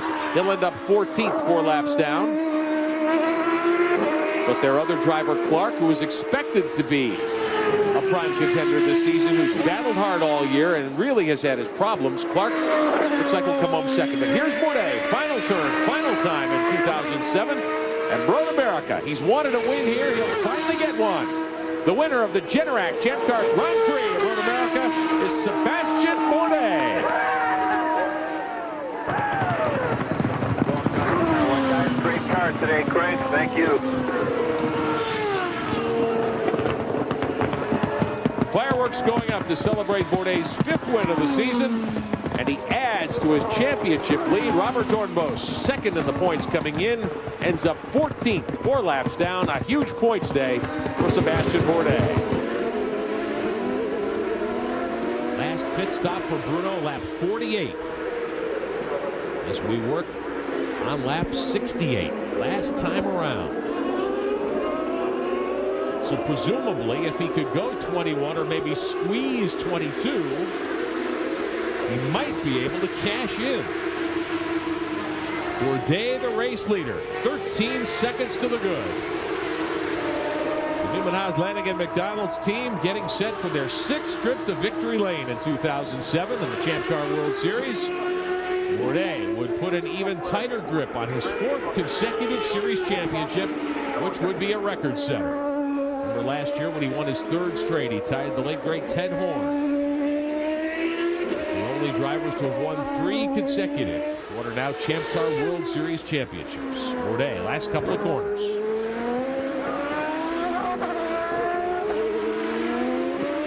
Checkered flag from J.D. Wilbur will be in the air momentarily for the McDonald's team and their great young driver. Here he comes. That's the entrance to pit road. Ryan Dial moving by. Dial back 50, 3 laps down. Checkered flag for Sébastien Bourdais. Bourdais wins the Champ Car Grand Prix of Belgium. Now the question is, can Bruno Junqueira hang on for 2nd in front of Graham Rahal? Bourdais waving to the crowd. There's Dial. Last lap for the leader, Bourdais. He's going to win the race in the championship. Here at Surfers Paradise, it does appear. Bourdais in the McDonald's car number 1 needed 12th or better to close things out here in Australia. Looks as though he will win his 7th of the season. Tracy trying to hang on. Still running. Yep. Checkered flag next time by. Yeah, see, he's going to cross the line either way for the final lap. So what the heck? Stay out there. Maybe they'll just be. We're going to stop halfway around. This is the last chance. If we're going to stop now, it has to be. We're going to quit halfway around the next lap. Telemetry telling him he's going to dive to pit roll. I can't believe it. He didn't roll the dice. I thought he would stay out. They're going to give him a splash. They gave Paul the option. For Paul Tracy, the thrill from West Hill, former winner here. A splash and go on the last lap. That's enough. They cut it too close on the field. Did they stall it? Not enough fuel pressure. Here's Bourdais. Headed to the house in the Newman, Haas, Lanigan, McDonald's car number 1. What a great drive for the driver from Le Mans, France. 28 years of age. Bourdais started 4th here today. 6 poles on the season. This will be his 7th win in 2007. Sebastian Bourdais headed for the checkered flag. He is your winner and your Champ Car World Series champion.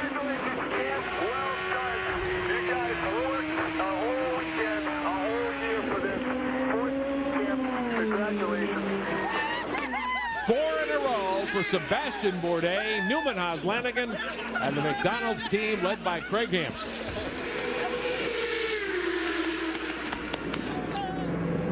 Visor up. Bourdais closes the deal here at Surfers Paradise.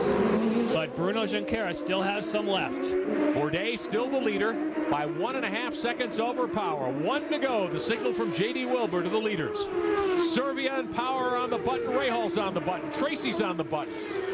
Down the front stretch for the final time. In 2007, Neil Johnny there. Everybody using what they've got left in the bank. Dominguez trying to hold off Junqueira for 7th. Bourdais is still the race leader. There's the Sonny's barbecue car of Junqueira. It's been a great end of the season run for Bruno. He will not get to the podium this time. He's able to hold off Johnny for 8th right now.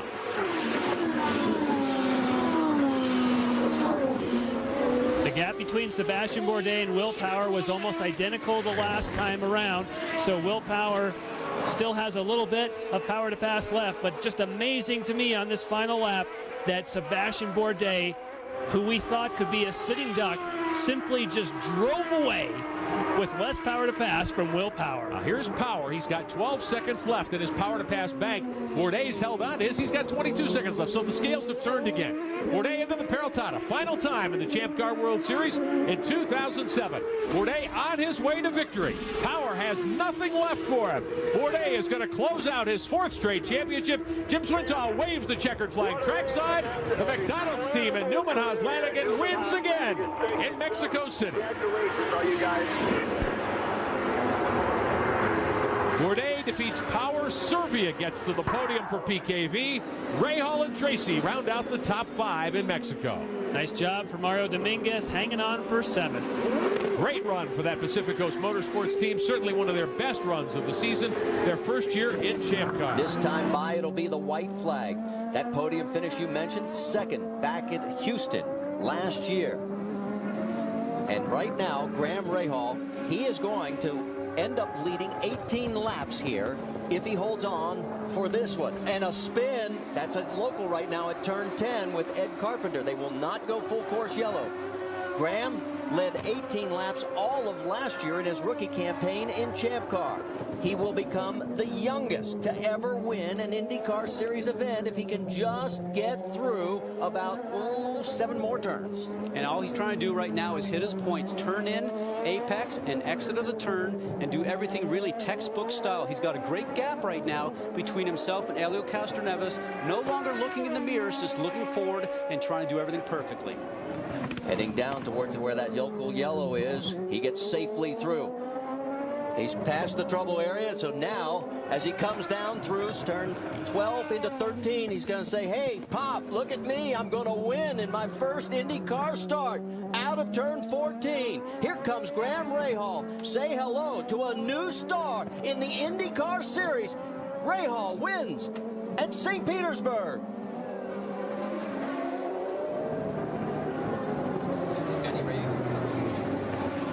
The celebration begins at Newman, Haas, Lanigan. Remember, this team has won 8 championships in the old kart. Has here on board Penske Corporation, a large corporation, over $11 billion each particular year, and employs more than 35,000 people, Marty, around the world. And just a big event here for Roger because he puts this on, and I'm sure as a Penske driver, there's a little added pressure on top of the championship to go along with trying to perform here just for the people that he has here this weekend.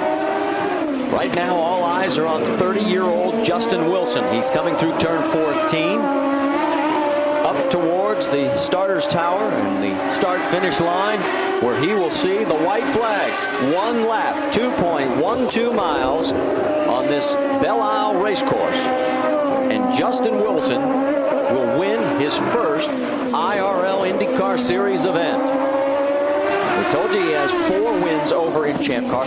When he fought the beginning of this year, he thought he was the heir apparent to the throne of Champ Car. They were definitely the team to beat heading in there, and then all of a sudden, the world changed, and everything was moved over to the IndyCar Series with unification, and it has been a major struggle for both Newman, Haas, Lanigan Racing teams. Although they had the brilliant moment with Graham Rahal winning back at St. Petersburg, other than that, it was a series of disappointments, especially for Justin.